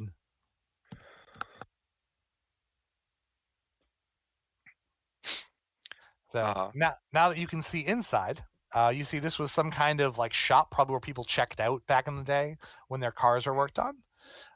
And in the very back right corner, you see the familiar green glow of a nuclear-powered charging station. Yeah. This one not having been exploded. Correct. There is a small nuclear generator off to the left side, the yellow object you see in the back corner. And there is a cable running along the wall into this one. And you hear that sweet, sweet hum of robot power. Is You it can use the here? charging station now. Thank you. Thank you, Lucy's Sort and gonna. Spin. Go ahead. She's just gonna follow Sue with her magnet attached. Oh, yeah, no. Sue is immediately going to just put her in the charging station. Lucy goes first. As Yeah, now that as Lucy's charging, the sword and spin will fly up to her because it has like a little hover mode, and it goes says, Your eyes are bad. You need new cameras. One moment. and you see it like it has like three extendo arms. One of them is holding Barksy close. The other two zip around to various shelving units in the room, and it plucks out various cameras, and then just like parts that appear to be cameras, flies over and just with one hand like unscrews your camera, pulls it out, puts a new one in, and does that twice, and kind of just gives you a bonk on the head, and you watch your cameras reboot, and your OS damage is repaired as you regain the ability to see, and your power slowly comes up to nominal levels. Yay! While this is happening, can Chef Sue please well, Chiki's going to take out the fish from the fridge and present it to the chef. Yes, absolutely. I promised you that I would show you how to fillet it. This very tiny little fish. Give me a human com and dexterity check.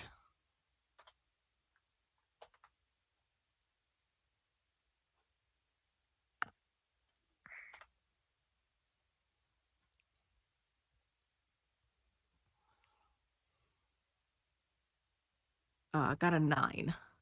All right, so Chef Sue, dexterously and with knowledge from before the collapse of civilization, slowly fillets this fish and presents it for cooking. Wait, we can go so much further with this. What about the discarded drone? Can that be used as a grill? Sure. mean, Yeah, you take the rotors, you like prop it up. The rotors make the grill part. And you just kind of lay the fish across it. And while this is all happening, there's going to be a montage on the display of Chiki that shows a cookout. Yeah, you all you need now is something to cook the fish. Lucy, Use your laser arms. yeah, Lucy will step out and be like, "You got some splaining to do," and then shake her head because it doesn't fit in this moment, and then cook the fish. And just like that, after centuries of searching and waiting, Cheeky finally has the cookouts they have always dreamed of. Surrounded by friends, a small screaming robot child, and a robot parent that is now overwhelmed and wishes they had not gotten their robot child back. As everyone charges, and the glow of a nuclear explosion off in the distance warms everyone's cockles, robot cockles, and circuit boards. We bring our adventure to an end. We have rebooted, recharged, and recycled, and we have warmed our engine hearts. So, to everyone, thank you for playing. Thank you for watching. There will be links to Engine Heart in the description down below. If you've enjoyed this, you can still download it for free on DriveThruRPG. And if anyone knows the creator, please let them know. We love what they made. We wish they'd make more. And we hope to see them again in whatever space they feel comfortable being in. But for now, I am Benjamin. I am your programmer for the evening. And on behalf of Chef Sue, Lucy, Cheeky, and Dizzy, we wish you good night and thanks for watching. Yay!